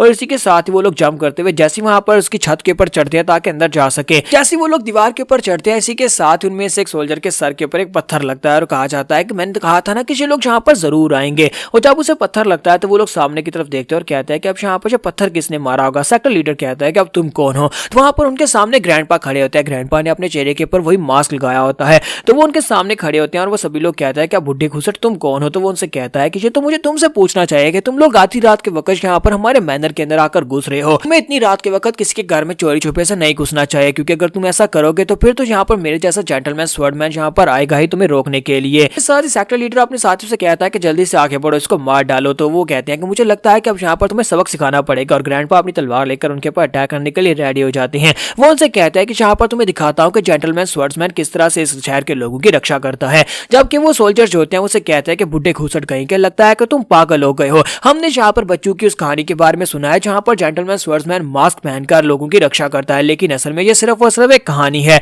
तो ग्रैंड मास्टर जो होते हैं अपनी तलवार लेकर खड़े होते हैं और साथ ही सोच रहे होते हैं कि अब मैं यहाँ पर क्या करूंगा, क्योंकि हमारे वूशुन से बात करते हुए उन्होंने खुद ही उससे कहा था कि मैं यहाँ पर अपनी रिस्पॉन्सिबिलिटी को पूरा करना चाहता हूँ। हाँ मुझे पता है कि मैं यहाँ पर स्वॉर्ड एनर्जी को यूज नहीं कर सकता, लेकिन इसके बावजूद मैं म्यूरियम अलायंस का मास्टर रह चुका हूँ। और साथ ही ये लोग यानी विंडसवर्ड सेक्टर ये जो म्यूरियम अलायंस में आता था, वो लोग यहाँ पर वाकई में इस हद तक पहुंच चुके हैं कि वो लोग निर्दोष शहरियों को मारने के लिए आगे बढ़ेंगे, उनके इनकी प्रॉपर्टी के ऊपर कब्जा करने की कोशिश करेंगे। तो फिर मैं यहाँ पर इन लोगों को सबक सिखाऊंगा। मैं पर्सनली ये करना चाहता हूँ। मैं नहीं चाहता कि तुम यहाँ पर बीच में आओ, अगर यहाँ पर बहुत ज्यादा जरूरत पड़ी तब तुम बीच में आ सकते हो। तो ग्रैंड मास्टर का ये अपना फैसला था कि वो यहाँ पर इन सभी को खुद रोकेंगे, क्योंकि इनका जो सेक्टर है ये म्यूरियम अलायंस के अंडर आता है। पापा को लगता है कि जो उनकी गलती है कि उन्होंने यहाँ पर इन सभी के ऊपर ध्यान नहीं दिया। एक असैसिन जो होता है वो ग्रैंडपा के करीब पहुंचता है तो ग्रैंडपा उसके ऊपर अटैक करते हैं और पीछे जाकर पेड़ के साथ टकराता है। बाकी के सभी लोग बहुत ज्यादा हैरान हो जाते हैं और कहते हैं कि ये बुड्ढा तो काफी ज्यादा तेज निकला। तो वो सोल्जर जो होता है उस पेड़ के साथ टकराने के बाद वहीं पर गिरकर बेहोश हो जाता है, जबकि बाकी के सभी लोग कहते हैं कि अब यहाँ पर क्या होगा, और वो सभी लोग एक साथ अटैक करने के लिए आगे बढ़ते हैं। ग्रैंडपा कहते हैं हाँ आ जाओ, और साथ ही वहाँ पर उनकी तलवारों के ऊपर लगा हुआ ब्लड देखते हैं और कहते हैं कि जरा इनकी तलवारों को देखो, इनकी तलवारें खून से रंगी हैं।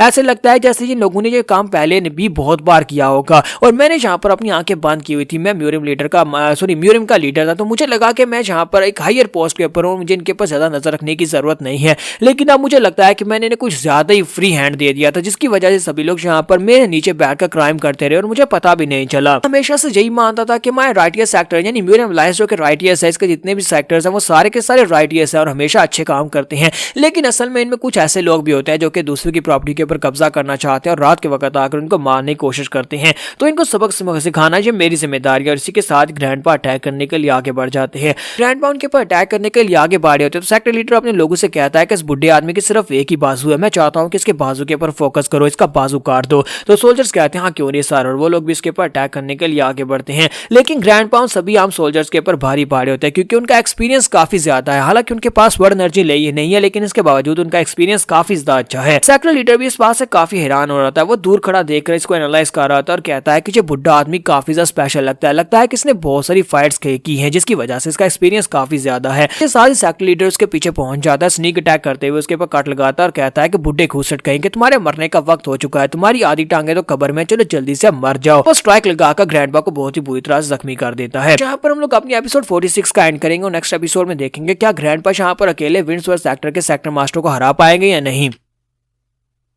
तो लास्ट एपिसोड के एंड पे हमने देखा था कि सेक्टर मास्टर पर्सनली वहां पर अपनी आर्मी को लेकर उनके ऊपर अटैक करने के लिए पहुंच जाता है, जबकि ग्रैंडपा वहां पर रास्ते में उनका मुकाबला करने के लिए खड़े होते हैं और ग्रैंडपा की उनके साथ फाइट स्टार्ट हो जाती है। तो लास्ट सीन के ऊपर दिखाते हैं कि सेक्टर मास्टर खुद पीछे से निकलता है, ग्रैंडपा के ऊपर एक स्ट्राइक लगाता है, उससे कहता है कि अब तुम्हारे मरने का वक्त आ गया है, और ग्रैंडपा वहीं पर ग्राउंड के ऊपर गिर जाते हैं। जबकि अंदर का सीन दिखाता है जहां पर हमारा वूशुन बड़ी आराम से बैठा होता है, सोमी सो रही होती है। हमारा वूशुन कहता है कि मुझे लगता है कि वो बुढ़ा आदमी सब कुछ संभाल लेगा, जबकि मूजिन उसे कहता है माय लॉर्ड आपको क्या लगता है कि सब कुछ ठीक है? मुझे तो नहीं लगता कि सिर्फ एक बाजू के साथ पूरी आर्मी को वहां पर फेस करना ठीक रहेगा, पूरी आर्मी को वो अकेला फेस नहीं कर पाएगा। तुम्हारा वूजन उसे कहता है कि मुझे लगता है कि उसे ये करना ही पड़ेगा, उससे अपनी जान को दांव पर लगाना होगा तभी ये कर पाएगा। वूजन उसे कहता है क्या तुम्हें पता है कि एक ऐसा बंदा जो हाईएस्ट प्लेस के ऊपर पहुंचना चाहता हो उसके करने के लिए उसे क्या करना चाहिए? ऐसा बंदा जो कि हाईएस्ट प्लेस तक नहीं पहुंच सकता उसके लिए उसे क्या करना चाहिए? तो वूजन उसे कहता है कि मुझे लगता है कि ये सिर्फ और सिर्फ हार्ड वर्क है, अगर वो बहुत ज्यादा हार्ड वर्क करेगा तभी तो वो हाईएस्ट प्लेस तक पहुंच पाएगा। तुम्हारा वूजन उसे कहता है नहीं, ये इंस्टिंक्ट्स होते हैं, अपने इंस्टिंक्ट्स की वजह से ही कोई बंदा हाईएस्ट प्लेस तक पहुंच पाता है। तो वूजन इस बात से काफी हैरान होता है। तुम्हारा वूजन उसे कहता है कि तुम्हें फिलहाल के लिए समझ नहीं आएगी, जो मार्शल आर्टिस्ट होते हैं जो कि बहुत ज्यादा टैलेंटेड होते हैं वही मार्शल आर्टिस्ट जो होते हैं अपने इंस्टिंक्ट्स के ऊपर बेस करते हुए अपनी सिचुएशंस को बांटते हैं और अपनी सिचुएशन में से निकल जाते हैं। इंस्टिंक्ट्स ही होते हैं जो उन्हें बताते हैं कि उन्हें कौन सा रास्ता चूज करना है, उन्हें कौन से रास्ते पर आगे बढ़ना है, उन्हें कौन सा ब्रेक थ्रू करना है, और इसी तरह एक मार्शल आर्टिस्ट जो होता है वो पीक तक पहुंच पाता है। ग्रैंडपा की हालत काफी ज्यादा बुरी होती है क्योंकि सेक्टर मास्टर जो होता है वो काफी स्ट्रॉन्ग होता है। तो ग्रैंडपा कहते हैं जरा देखो तो सही, लगता नहीं है कि तुमसे फाइट काफी ज्यादा आसान होने वाली है, मुझे तो यहाँ पर काफी बुरी तरह से चोटें लगी जबकि तुम बिल्कुल सही सलामत हो। सेक्टर मास्टर से कहता है कि लगता है कि तुमने यहाँ पर बहुत बड़ी गलती कर दी, तुम्हें क्या लगता है कि तुमने अपनी तलवार उठा ली, मेरे कुछ साथियों को मार दे तो तुम स्ट्रॉन्ग बन गए? ऐसा नहीं है, बल्कि मैं यहाँ पर तुम्हें चाहूँ तो बड़ी आसानी से मार सकता हूँ। हालांकि तुम्हारी तलवारबाजी के अंदर बिल्कुल भी इंटरनल फोर्स नहीं है, लेकिन इसके बावजूद तुम्हारी तलवारबाजी के स्किल्स काफी ज्यादा अच्छे हैं, लगता है कि तुम कोई पुराने मास्टर रह चुके हो। और इसी के साथ फिर से अपनी तलवारें टकराते हैं, दोनों अपनी तलवारें टकराते हैं, दोनों फिर से तलवारें टकराते हैं और फाइट कर रहे होते हैं। जबकि सेक्टर लीडर वहां पर सोच रहा होता है कि मैं यहाँ पर इससे फाइट कर रहा हूँ, लेकिन मुझे लगता है कि इस बुढ़े आदमी के बेसिक्स बहुत ज्यादा अच्छे हैं, यानी कि इसकी तलवारबाजी के प्रिंसिपल्स बहुत ज्यादा अच्छे हैं, लेकिन अफसोस कि यहाँ पर अपनी इंटरनल एनर्जी को इसमें कंबाइन नहीं कर पा रहा। इसके पास इंटरनल एनर्जी नहीं है, बिल्कुल ऐसे ही है जैसे मैं किसी बिगिनर से फाइट कर रहा हूँ जो कि सिर्फ अपनी तलवार को घुमाना जानता है। और इसी के साथ ही वो फिर से ग्रैंडपा के ऊपर अटैक करता है। जब ग्रैंडपा के ऊपर फिर से अटैक करता है उसकी बॉडी के ऊपर फिर से कट्स लगते हैं और यहाँ पर ग्रैंडपा की हालत बहुत ज्यादा खराब हो चुकी है, उनकी बॉडी के ऊपर बहुत सारे कट्स लगे हुए हैं, लेकिन वो अभी भी यहाँ पर खड़े हैं, वो अपनी तलवार अपने हाथ में पकड़कर खड़े हैं और कहते हैं यहाँ पर से नहीं हट सकता और ना ही तुम्हें अंदर जाने दे सकता हो। जबकि सेक्टर मास्टर से कहता है कि तुम यहाँ पर मरना क्यों चाहते हो, जबकि तुम्हें पता है कि तुम यहाँ पर फाइट करके मुझे नहीं हरा सकते और तुम्हारी हालत बहुत ज्यादा खराब हो चुकी है, तो क्यों ना तुम साइड के ऊपर हट जाओ और मैनर के बाकी लोगों को आकर फाइट करने दो। ग्रैंडपा वहाँ पर सोच रही होती है कि मुझे पता है कि मैं यहाँ पर इससे नहीं जीत पाऊंगा क्योंकि ये मुझसे ज्यादा स्ट्रॉन्ग है और अभी तक मैं उसकी बॉडी के ऊपर एक कट भी नहीं लगा पाया।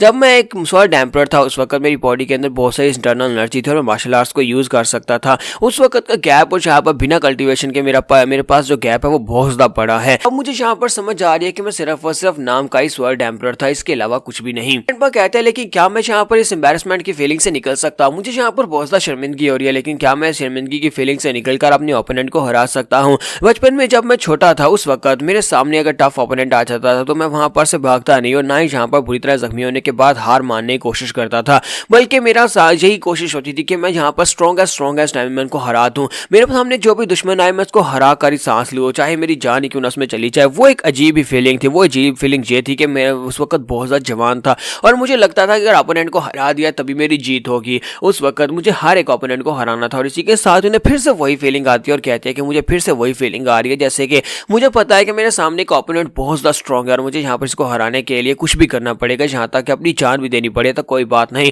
कम से कम मैं यहाँ पर आखिरी बार उस फीलिंग को महसूस करना चाहता हूँ। ग्रैंडपा कहता है कि मुझे यहाँ पर महसूस हो रहा है, मुझे महसूस हो रहा है। और वो सेक्टर मास्टर से कहता है कि तुम यहाँ पर किसका इंतजार कर रहे हो, चलो जल्दी से आ जाओ। जबकि सेक्टर मास्टर से कहता है कि बुड्ढे खुसट कहीं के जहाँ पर तुम्हारी बॉडी के इतने कट लग चुके हैं कि तुम ठीक से चल भी नहीं पाओगे और तुम फिर से यहाँ पर मुझसे फाइट करना चाहते हो। लगता नहीं है कि तुम्हें जिंदा रहने की कोई ख्वाहिश बची है। अगर तुम यहाँ पर मरना चाहते हो तो फिर ठीक है, पछताना मत। और वो अपनी तलवार में इंटरनल एनर्जी को रिलीज करते हुए ग्रैंडपा के ऊपर अटैक करने के लिए आगे बढ़ जाता है। और इसी के साथ ही अगले दिन सुबह का सीन दिखाते हैं। सुबह के वक्त ग्रैंडपा जो होते हैं वो दरवाजा खोलते हैं और अंदर आ जाते हैं। ग्रैंडपा की हालत बहुत ज्यादा खराब होती है। तुम्हारा वूज उनसे वहां पर देखने के बाद कहता है अगर तुम यहाँ पर आए तो उसका मतलब यह है कि तुमने उसे मार दिया। और इसी के साथ ही ग्रैंडपा वहीं पर ग्राउंड के ऊपर गिर जाते हैं। तो मुझे ये सब कुछ देखकर बहुत ज्यादा हैरान होता है और कहता है कि ऐसा कैसे हो गया, ये बुढ़ा आदमी अकेले यहाँ पर फाइट को कैसे जीत गया, वो भी एक बाजू के साथ, जबकि इसके सामने पूरी आर्मी थी। हमारा वूजन कहता है कि मुझे लगता है कि ग्रैंडपा ने यहाँ पर बहुत कुछ सीखा होगा। और साथ ही वो मुजिन से कहता है कि जल्द से जाकर गवर्नर को कहो कि यहाँ पर आए और इन सभी को उठाकर ले जाए। तो वो कहता है हाँ ठीक है। थोड़ी देर के बाद गवर्नर वहां पर आ जाता है।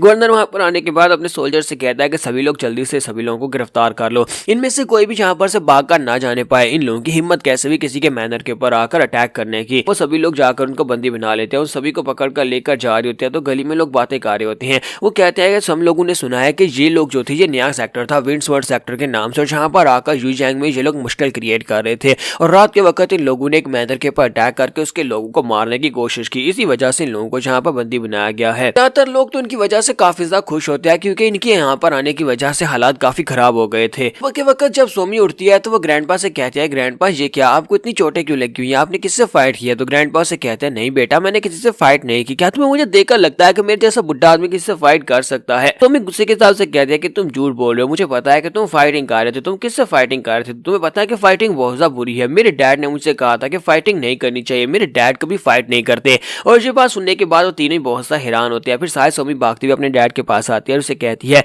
डैड मैंने यहाँ पर ठीक कहा ना, हमें फाइट नहीं करनी चाहिए। तो उसका डैड उसे कहता है हाँ फाइटिंग बहुत ज्यादा बुरी होती है, हमें फाइट नहीं करनी चाहिए। जबकि स्मार्टे से कहता है हाँ तुमने बिल्कुल ठीक कहा, हमारे मैनर मास्टर ये फाइट नहीं करते बल्कि ये तो सिर्फ और सिर्फ एक तरफा फाइट होती है क्योंकि तुम्हारे फादर के सामने तो कोई टिक भी नहीं सकता। ये बात सुनने के बाद वो सभी लोग वहां पर खामोश हो जाते हैं। जबकि हमारा वूजन उसे कहता है कि अच्छा ठीक है बस बहुत हो गया, लेकिन यहाँ पर विंड्सवर्ड सेक्टर का मसला हल हो चुका है तो मुझे लगता है कि अब हम लोग चैन की सांस ले सकते हैं। तो स्मार्टे कहता है कि अब जबकि गवर्नर यहाँ पर उन सभी लोगों को बंदी बनाकर ले गया और यहाँ पर वो सारे मैटर्स को खुद ही टेक केयर करने वाला है तो मुझे लगता है कि बाहर के लोगों को इस बारे में नहीं पता चलेगा। जबकि वूजिन कहता है कि मुझे लगता है कि बहुत ही जल्दी यूजैंग में फिर से कोई यहाँ पर आएगा, फिर से कोई नई फोर्स आएगी और फिर से मान लीजिए यहाँ पर मुश्किल काज करेंगे। तो इसी के साथ ही वो लोग कहते हैं क्यों ना हम लोग यहाँ पर अपनी एक फैमिली बना लें। अगर हम लोग यहाँ पर अपनी फैमिली को रिनाउंड फैमिली का नाम दे देते हैं तो उसके बाद यहाँ पर आने के बाद कोई हमारे लिए मुश्किल काज नहीं कर पाएगा। तो ये ग्रैंडपा उन लोगों को मशवरा देते हैं और कहते हैं अगर हम लोग यहाँ पर अपनी मेंशन के बाहर एक फैमिली का नाम लिख देते हैं या फिर एक मार्शल आर्ट सेक्टर का नाम लिख देते हैं तो फिर कोई भी हमें तंग नहीं करेगा।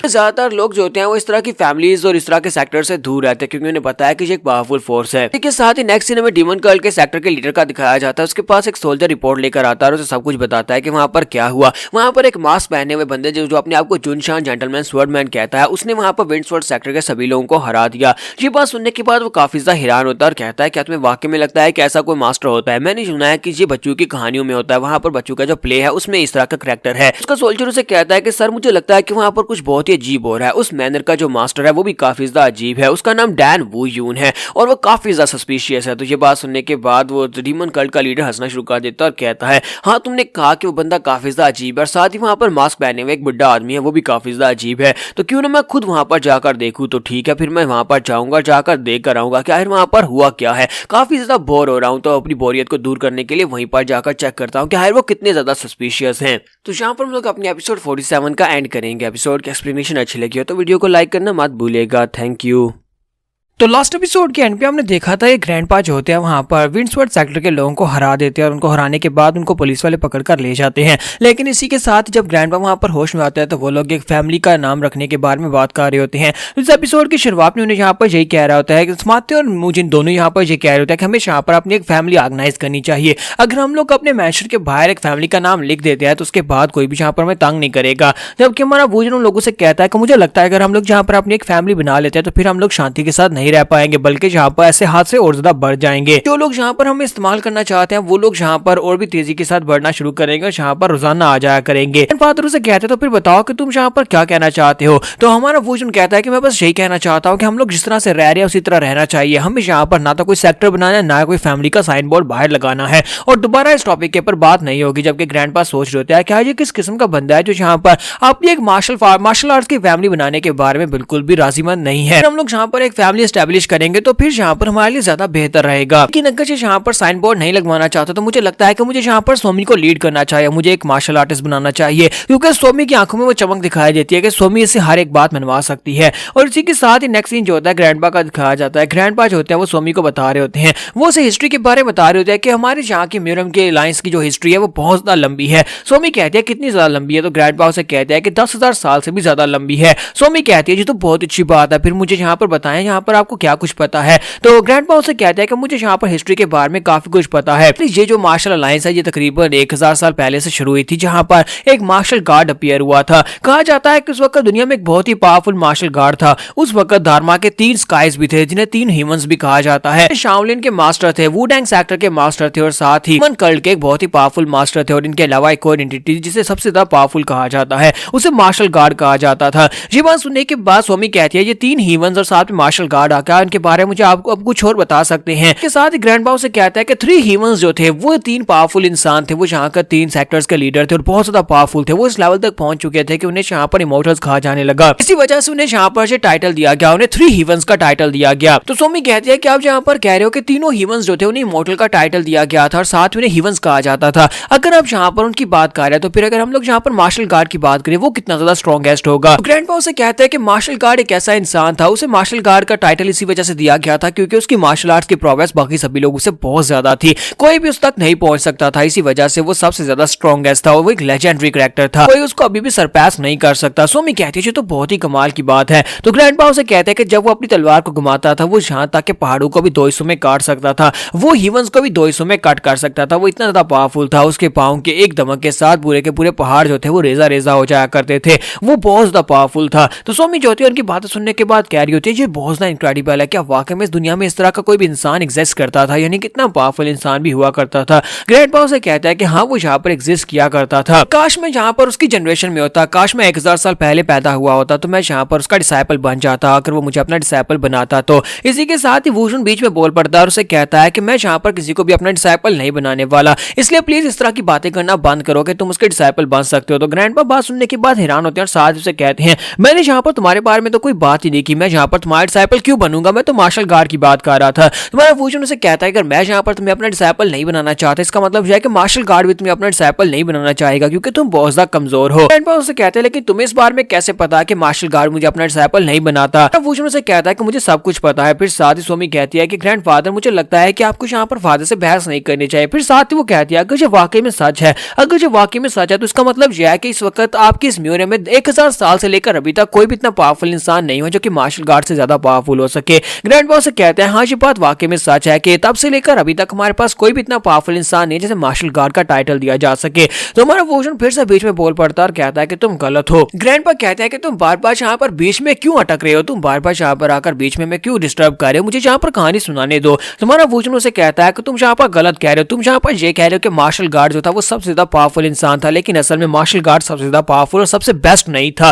तो ये बात सुनने के बाद ग्रैंडपा उसे कहते हैं तो फिर कौन था, क्या शाओलिन के तीनों हीवंस में से कोई एक था। तुम्हारा वुशुन कहता है नहीं। तो वो कहते हैं क्या धर्मा में से कोई एक था या फिर डीमन कल्ट में से कोई एक था। तो वो कहता है कि वो यहाँ पर जो भी था वो बहुत ज्यादा पावरफुल इंसान था। यहाँ पर तुम जिस मार्शल गार्ड की लेगेसी की बात कर रहे हो, मार्शल गार्ड वाकई में काफी स्ट्रॉन्ग था, लेकिन उससे ज्यादा बेस्ट इंसान एक और था जिसे ब्लड डीमन कहते हैं। डीमन जो था उस वक्त मार्शल गार्ड से भी ज्यादा बेस्ट था और यहाँ पर मार्शल गार्ड के जरिए ब्लड डीमन को भी थोड़ा सा दिखाया जा रहा है, सिर्फ उसके बाल दिखाए जा रहे हैं। ग्रैंडपा की बातें सुनने के बाद वहां पर से बैक माउंटेन के ऊपर आ जाते ताकि थोड़ी देर अकेले में बैठ सके। तो वहां पर बैठे बैठे वो सोच रहे होते हैं कि आखिर इस बंदे को इतना सब कुछ कैसे पता है, आखिर इस बंदे को यहाँ पर सब कुछ कैसे पता हो सकता है हमारी हिस्ट्री के बारे में, क्योंकि मेरी उम्र उससे बहुत ज्यादा है। मैं म्यूरम अलायंस का लीडर हूँ, लेकिन मेरे पास भी ये सारी इन्फॉर्मेशन नहीं थी और इसे यहाँ पर ब्लड डीमन के बारे में पता है। इसे ब्लड डीमन के बारे में कैसे पता चला, मुझे अभी तक इसकी अपीयरेंस के बारे में समझ नहीं आ रही कि ये बंदा कौन और कहां से अपीयर हुआ। अचानक से कहीं पर ये मेंशन में आ गया और उसके बाद से अगर ये इतना ही पावरफुल था तो फिर दुनिया को इसके बारे में पहले क्यों नहीं पता चला, दुनिया इसको क्यों नहीं जान सकी, ये इतना ज्यादा पावरफुल कैसे हो सकता है और अचानक कहीं से कैसे निकल सकता है।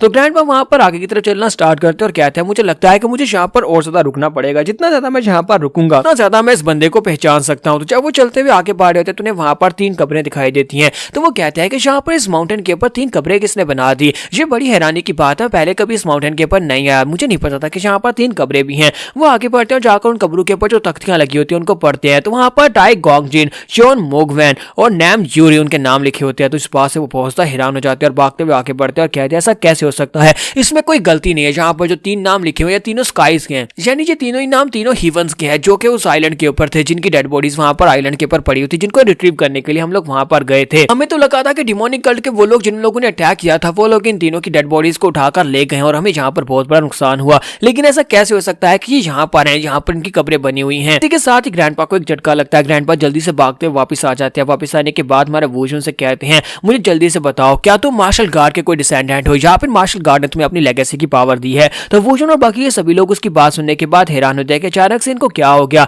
ग्रैंडपा उसे कहता है कि मैं कब से तुम्हें यहाँ पर एनालाइज करने की कोशिश कर रहा हूँ, तुम्हारे पास जो की एनर्जी है वो बहुत ज्यादा किसी ओल्ड मॉन्स्टर की एनर्जी की तरह है, क्योंकि तुम्हारी एज के साथ वो रिजेंबल नहीं करती। तुम्हारी नॉलेज है वो 1000 साल पहले की नॉलेज के बराबर है, क्योंकि तुम्हारे पास जो नॉलेज है वो हमसे भी ज्यादा है। तुम्हारे मैनर के पीछे वाली साइड के ऊपर उस पहाड़ी के ऊपर 3 हीवंस की कब्रें बनी हुई हैं। वुशुन उसे कहता है मुझे नहीं पता कि तुम यहाँ पर किस बारे में बात कर रहे हो, वो 3 हीवंस की कब्रें नहीं है बल्कि 3 लोगों की कब्रें हैं जिनके ऊपर सेम नाम लिखे हुए हैं। तो वो कहते हैं कि मेरे सामने झूठ बोलना बात करो, मैंने वहां पर खुद जाकर चेक किया, उनके ऊपर नाम लिखे हुए सेम वही नाम लिखे हुए जो कि 3 हीवंस के थे जो कि उस आइलैंड के ऊपर थी। उसे कहता है कि मुझे इस बारे में कुछ भी नहीं पता, मैं तुम्हें इस बारे में नहीं बताऊंगा। इसी बीच यहाँ पर एक जैसे नाम होना तो एक कॉमन बात है, बहुत सारे लोगों के एक जैसे नाम होते हैं। लगता है कि इस जुईजैंग में और इस तरह के 3 हीवंस नहीं हो सकते, वो इस लेवल पर नहीं थे कि वो इतने ज्यादा पावरफुल हो कि उन्हें 3 हीवंस कहा जा सके। सुनने के बाद ग्रैंडपा से कहता है कि मैं यहाँ पर तुमसे जो पूछ रहा हूँ मुझे वो बताओ, तुम यहाँ पर टॉपिक को चेंज नहीं कर सकते, मुझे ये बताओ क्या वाकई में तुम मार्शल गार्ड के रिलेटिव हो या फिर उसकी लेगेसी की तुम्हारे पास है या फिर तुम उसके डिसेंडेंट हो। तो सोमी भी इस बात से काफी हैरान हो रही थी। मूजिन और समाते वो सभी लोग इंतजार कर रहे थे कि वुशुन उसे यहाँ पर जवाब दे। ग्रैंडपा को उसका जवाब नहीं मिलता तो वो खुद ही वहां पर जवाब देना शुरू कर देते और कहते हैं कि मुझे लगता है कि यहाँ पर आने के बाद, इस हुनान सिटी में आने के बाद तुम्हें मार्शल गार्ड की लेगेसी की पावर मिली,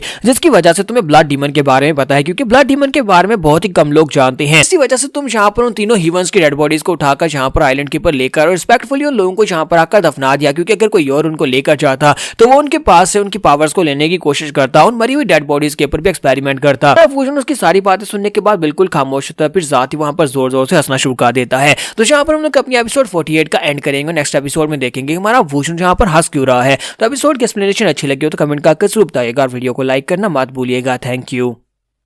तो लास्ट एपिसोड के एंड पे हमने देखा था कि हमारा वुशुन ग्रैंडपा की बातें सुनने के बाद हंसना शुरू कर देता और साथ ही उसे कहता है कि तुम्हारा हाइपोथेसिस काफी ज्यादा अच्छा है, मुझे लगता है कि तुमने यहाँ पर कुछ सही किया और कुछ गलत कहा है, यानी कि यहाँ पर तुम्हारा कहना सही भी था और गलत भी था। ग्रैंडपा उसे कहता है कि अब इस बात का क्या मतलब है, क्या तुम यहाँ पर उसके डिसेंडेंट हो या नहीं, या फिर ऐसा तो नहीं हो सकता कि तुम यहाँ पर 1000 साल से अभी तक जिंदा हो। मार्शल गार्ड चाहे जो भी हो, लेकिन वो एक गार्ड तो नहीं था जो इतने सालों से जिंदा रह सकता है। जो बताओ क्या तुम रियली हो कौन। तुम्हारा वुशुन उसे कहता है कि मेरा नाम डैन वुशुन है, सभी लोग यहाँ पर मेरी फैमिली के लोग हो, चाहे मेरी आइडेंटिटी कुछ भी हो, यहाँ पर ये नहीं बदलने वाला। और मुझे लगता है कि तुम्हें यहाँ पर इससे ज्यादा जानने का कोई अधिकार नहीं है, और ना ही तुम्हें यहाँ पर से ज्यादा मैं कुछ बताने वाला हूँ। तुम लोग मेरी फैमिली के लोग हो, मैं चाहे जो भी हो जाए तुम्हें प्रोटेक्ट करूंगा। तुम्हें ऐसा नहीं लगता कि मैं तुम्हें जो भी यहाँ पर जवाब दे रहा हूँ तुम्हारे लिए काफी है। जुनशान स्वर्ड जैसी वो से ये वाली बात करता है तो ग्रैंडपा को एक झटका लगता है। तुम्हारा वुशुन पीछे की तरफ मुड़ जाता है, कहता है अब दोबारा यहाँ पर इस तरह की बातें मेरे सामने मत करना, मैं जहाँ से जा रहा हूँ। हमारा वुशुन वहां चला जाता है, जबकि मुझे सोच रहा था क्या वाकई में हमारे मास्टर जो है ये मार्शल गार्ड के डिसेंडेंट है। समाते कहता है है अगर ऐसी बात है तो फिर मुझे लगता है कि हम लोग यहाँ पर एक अच्छे मास्टर को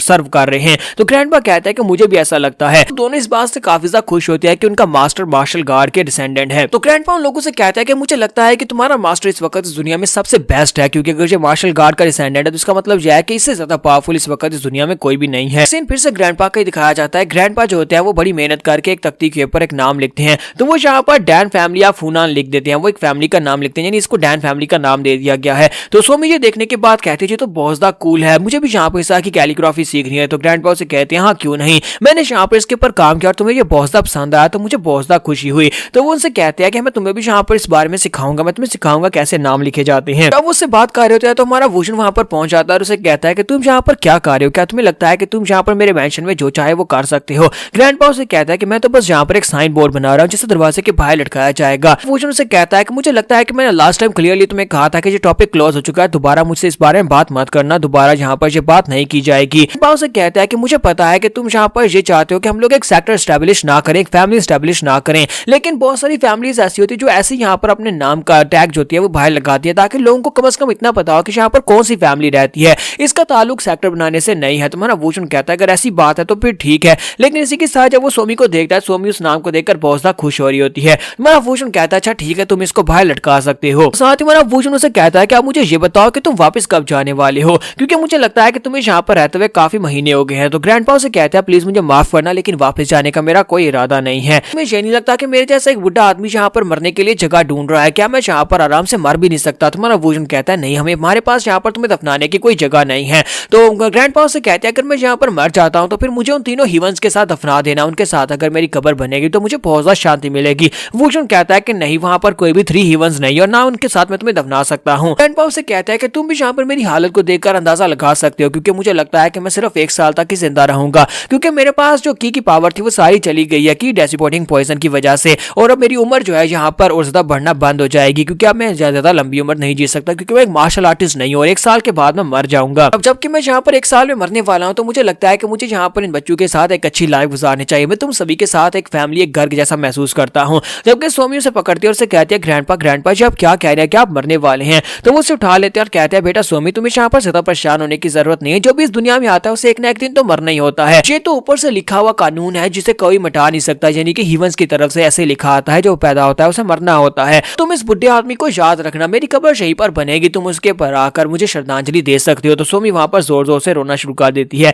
जब वो वहां पर रो रही होती है तुम्हारा वोशन उसे कहता है कि अब इसे तुम खुद ही चुप कराओगे, तो यहाँ पर इसे खुद रुलाया तो खुद ही से चुप करवाओ। और मुझे ये बताओ क्या तुम्हें वाकई में लगता है कि उस पॉइजन के तुम्हारी बॉडी के अंदर जाने के बाद तुम यहाँ पर दोबारा से कल्टीवेट नहीं कर सकते। तो ग्रैंडपा उसे कहता है कि हमारे जैसे मार्शल आर्टिस्ट जिन्हें इसकी डिस्पर्सन पॉइजन को बॉडी से निकालना नहीं आता, हम लोग बस ऐसे ही मर जाते हैं, लेकिन अगर तुम यहाँ पर मुझे एंटीडोट दे दो और मुझे यहाँ पर बताओ कि कैसे मैं इसको निकाल सकता हूँ तो मैं दोबारा से लंबी उम्र जी सकता हूँ। तुम्हारा वोशन उसे कहता है अच्छा ठीक है मैं तुम्हें बताता हूँ, तुम्हें यहाँ पर स्पिरिचुअल हर्ब की जरूरत है। ग्रैंडपा कहते हैं क्या स्पिरिचुअल हर्ब की जरूरत है। तुम्हारा वोशन उसे कहता है कि हाँ तुम्हें स्पिरिचुअल हर्ब्स की जरूरत है। तो ग्रैंडपा कहता है फिर मुझे बताओ कि मुझे यहाँ पर कौन सा स्पिरिचुअल हर्ब की जरूरत है, मुझे बस नाम बताओ, मैं कोशिश करूंगा कि जल्दी से जल्दी स्पिरिचुअल हर्ब को ढूंढ कर लाऊं। जबकि सोमी भी से कहती है क्या ग्रैंडपा यहाँ पर बच सकते हैं, स्पिरिचुअल हर्ब्स क्या होती हैं। तुम्हारा वोशन उसे बताता है कि स्पिरिचुअल हर्ब्स एक ऐसी चीज होती है जो कि स्पेशल ग्रास को कह सकते हो, तुम लोग यहाँ पर किसी भी जड़ी बूटी को स्पिरिचुअल हर्ब कह सकते हो, लेकिन वो ऐसी जड़ी बूटी होनी चाहिए जिसके अंदर ह्यूमन एंड अर्थ की एनर्जी इकट्ठी होती है, वो कई 1000 साल पुरानी हो सकती है, कई 100 साल पुरानी हो सकती है, इसके अंदर बहुत सारी स्पिरिचुअल एनर्जी इकट्ठी होती है, इसी वजह से स्पिरिचुअल हर्ब कहते हैं और इसे ढूंढना बहुत ज्यादा मुश्किल है। ग्रैंडपा उसे कहता है कि हमारी नैमकुंग फैमिली में इस वक्त एक स्पिरिचुअल हर्ब है, क्या मैं उसे लेकर आऊं। वो उसके साथ उन्होंने एक पिल बनाकर वहां पर रखी हुई है। तो वो कहता है नहीं मुझे नहीं लगता कि तुम वहां पर जाकर उसे ला पाओगे, यहाँ पर किसी किस्म की स्पिरिचुअल हर्ब को ही ढूंढना होगा, ये नेचर में उगती है, तुम्हें यहाँ पर से इसी जंगल के ऊपर जाकर ढूंढना होगा, शायद तुम्हें कोई स्पिरिचुअल हर्ब मिल जाए।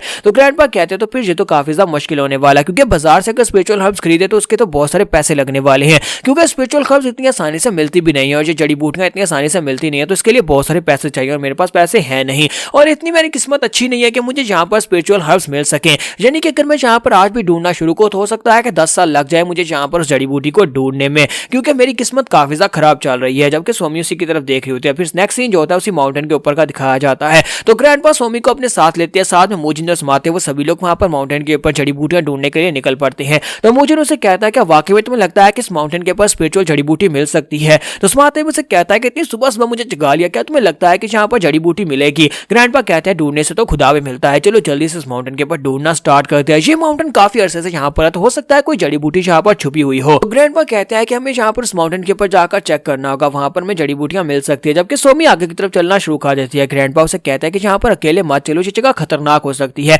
यहाँ पर बहुत सारे जानवर हो सकते हैं जो तुम्हें काट सकते हैं। सोमी कहती है परेशान होने की जरूरत नहीं है, सोमी ऐसी जगह के ऊपर नहीं जाएगी जहाँ पर खतरा हो, मैं दूर दूर यानी साफ साफ जगह के ऊपर ही जाऊंगी। ग्रैंडपा उसे कहते हैं सोमी क्या तुम भी यहाँ पर मेरे लिए उस जड़ी बूटी को ढूंढोगी? तो वो कहती है हाँ क्यों नहीं ग्रैंडपा, मैं चाहती हूँ कि आप जिंदा रहें और मेरे साथ खुश रहे, तो मैं यहाँ पर आपको बचाने के लिए ये जरूर करूंगी। तो ग्रैंडपा कहते हैं तो भी ठीक है। वो मूजिन से कहते हैं कि मूजिन तुम सोमी के साथ रहो, जबकि मैं और समाते हम दोनों पहाड़ी की तरफ जाते हैं और वहां पर चेक करके आते हैं। तुम दोनों यहाँ पर आसपास के एरिया को स्कैन करो और जहाँ पर अगर खतरा हो तो दूर रहना। मूजिन उसे कहता है कि आपको बिल्कुल परेशान होने की जरूरत नहीं है, मैं इसे संभाल कर रखूंगा। और इसी के साथ ही समाते और ग्रैंडपा दोनों वहां पर पहाड़ी के ऊपर चढ़ रही होती है। तो समाते कहता है कि तुम्हें वाकई में लगता है कि इस माउंटेन के ऊपर तुम्हें स्पिरिचुअल जड़ी बूटी मिल सकती है? मुझे तो ऐसा बिल्कुल भी नहीं लगता, जरा देखो हम लोग यहाँ पर कहाँ तक पहुंच चुके हैं और अभी तक हमें यहाँ पर एक स्पिरिचुअल जड़ी बूटी का छोटा सा तिनका भी नहीं मिला।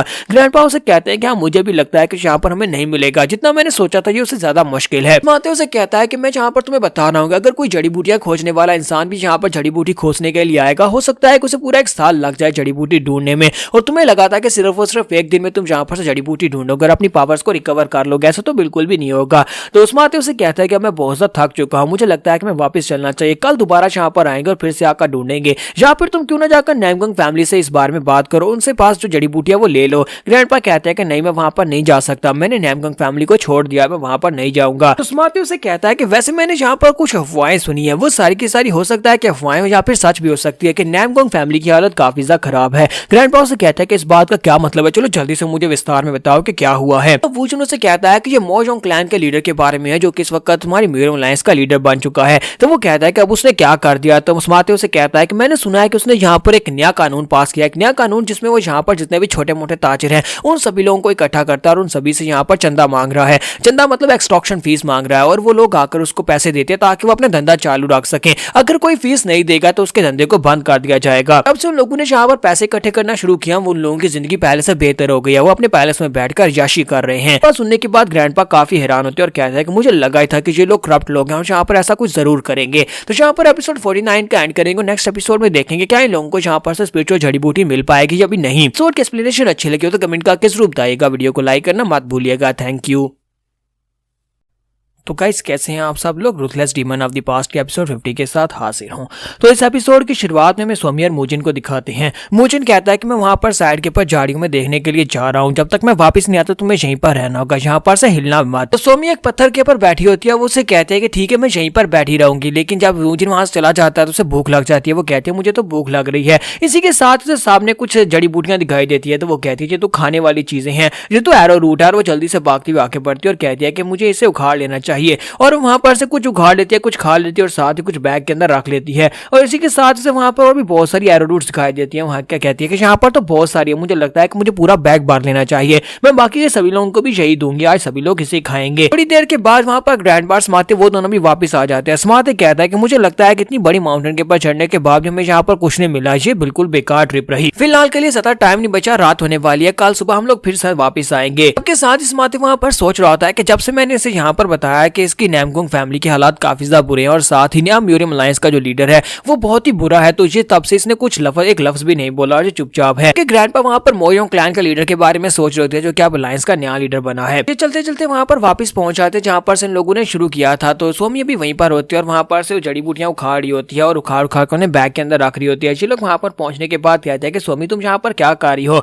तो सोमी उन्हें कहती है कि ग्रैंडफादर हम लोग तो यहाँ पर खाने के लिए एरो रूट्स को निकाल रहे हैं। तो ग्रैंडपा उसे कहते हैं क्या ये सारे का सारा गड्ढा तुमने गोदा है। तो वो कहती है हाँ ग्रैंडपा ये सब कुछ मैंने किया है, और साथ ही वो उसके सामने एरो रूट करती है और कहती है ग्रैंडपा ये खाई जा सकती है, क्यों ना आप भी इसको खा ले। तो ग्रैंडपा उसे कहते हैं हाँ क्यों नहीं, मैं भी इसको खाऊंगा। और इसी के साथ ही उसे कहते हैं तुमने तुझे यहाँ पर बहुत सारी जड़ी बूटियां उखाड़ ली हैं। सोमी उसे कहते हैं कि इनमें से कुछ जड़ी बूटियां मैं जाकर अपने डैड को देने वाली हूँ। तो वो कहता है क्या तुम सारी की सारी अपनी डैड को दे दोगी, क्या ग्रैंडफादर को कुछ नहीं दोगी। तो वो कहते हैं ग्रैंडफादर आपके लिए तो यहाँ पर एक स्पेशल जड़ी बूटी है। और इसी के साथ ही वो वहां पर बैग के अंदर ढूंढना शुरू करती है। जब वो बैग के अंदर ढूंढ रही होती है इसी के साथ ही वहाँ पर से वो जिनसन निकाल लेती है और उसे कहती है ये देखें ग्रैंडपा जी आपके लिए, ये बहुत सा चमक रही थी, इसी वजह से मैंने इसे स्पेशली आपके लिए रखा है। तो ग्रैंडपा उसे देखने के बाद कहते हैं ऐसा कैसे हो सकता है, ऐसा कैसे हो सकता है, ये तो 10,000 ईयर पुरानी जिनसिंग है। वाली बात सुनने के बाद समाते और उसके साथ साथ मूजिन दोनों ही काफी ज्यादा हैरान हो जाते हैं। सोमी कहती है कि आपने यहाँ पर क्या कहा कि ये 10,000 साल पुरानी जिनसिंग है। तो ग्रैंडपा उसे कहता है कि हाँ इसमें कोई शक नहीं है, ये वही है 10,000 साल पुरानी जिनसिंग है, यानी कि एक स्पिरिचुअल हर्ब है, ये एक बहुत ही बड़ी स्पिरिचुअल हर्ब है। सोमी से पूछते हैं बताओ जो तुम्हें कहाँ पर मिली। तो सोमी कहती है कि वहीं उस पत्थर के पीछे जिसके ऊपर मैं बैठी हुई थी। तो ये बात सुनने के बाद समाते और मूजिन दोनों ही काफी हैरान होते हैं और कहते हैं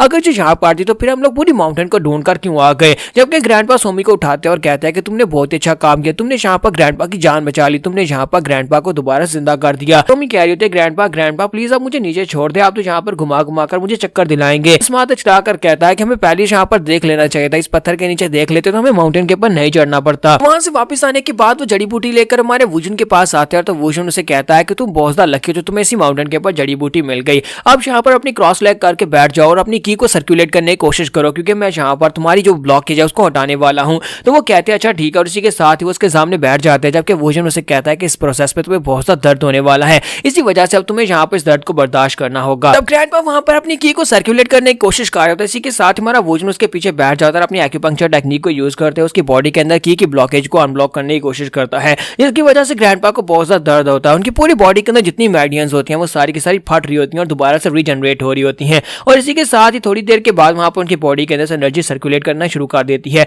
और सुबह का वक्त दिखाते हैं कि सुबह के वक्त ग्रैंडपा जो होते हैं वो काफी हद तक इंटरनल एनर्जी को यूज कर रहे होते हैं। तुम्हारा वुजन उसे कहता है कि तुम यहाँ पर इंटरनल एनर्जी को यूज कर रहे हो, जिसका मतलब यह कि बहुत ही जल्दी तुम इंटरनल एनर्जी को पीक तक पहुंचा सकते हो। तो ग्रैंडपा उसे कहते हैं लेकिन ये तो सिर्फ और सिर्फ 10% है, ये एनर्जी तो उस एनर्जी का सिर्फ और सिर्फ 10% है जो एनर्जी में पहले यूज कर सकता था। तो ग्रैंडपा उसे कहता है कि ये तो उस एनर्जी का सिर्फ और सिर्फ 10% है जो एनर्जी में यहाँ पर यूज किया करता था स्वर डैम्पर होने पर। तो मुझे लगता है कि यहाँ पर मैं इसको दोबारा से रिकवर कर सकता हूँ, तो तुम्हारा बहुत बहुत शुक्रिया। तो उसे कहता है ये सब कुछ तुम्हारी वजह से पॉसिबल हो पाया, अगर तुम यहाँ पर नहीं होते तो मैं कभी भी यहाँ पर ये नहीं कर पाता। तुम्हारा वुजन से कहता है कि ये मेरी वजह से नहीं हुआ बल्कि ये सोमी की वजह से हुआ है। अगर सोमी इतनी लकी नहीं होती और तुम्हारे लिए यहाँ पर उस जेंसन को नहीं ढूंढती, तुम कभी भी यहाँ पर अपनी मेडियंस के ऊपर लगी ब्लॉकेज को नहीं हटा पाते। वुजन उसे कहता है कि अब तुम्हें यहाँ पर सोमी को बहुत ही अच्छे से थैंक यू बोलना होगा। जबकि ग्रैंडपा वहां पर सोच रहे होते हैं कि अभी मैं यहाँ पर इसी बारे में सोच रहा हूँ कि अगर ये वाकई में यहाँ पर मार्शल गार्ड का डिसेंडेंट है तो फिर तो ये म्यूरियम अलायंस का दुश्मन हुआ, क्योंकि जो मार्शल गार्ड था वो कोई अच्छा इंसान नहीं था बल्कि वो एक बहुत ही बुरा इंसान था। म्यूरियम अलायंस का तो वो कट्टर दुश्मन था, और अगर ये उसका डिसेंडेंट है तो फिर मैं यहाँ पर इसकी मदद लेकर अपने आप को बचा रहा हूँ। ये तो वाकई में बहुत ही हैरान करने वाली बात है। ग्रैंडपा काफी दिनों तक प्रैक्टिस करते रहते हैं। प्रैक्टिस करने के बाद उनकी इंटरनल एनर्जी काफी ज्यादा बढ़ जाती है। तो समाते और मूजिन दोनों साइड के ऊपर छुपकर देख रहे होते हैं।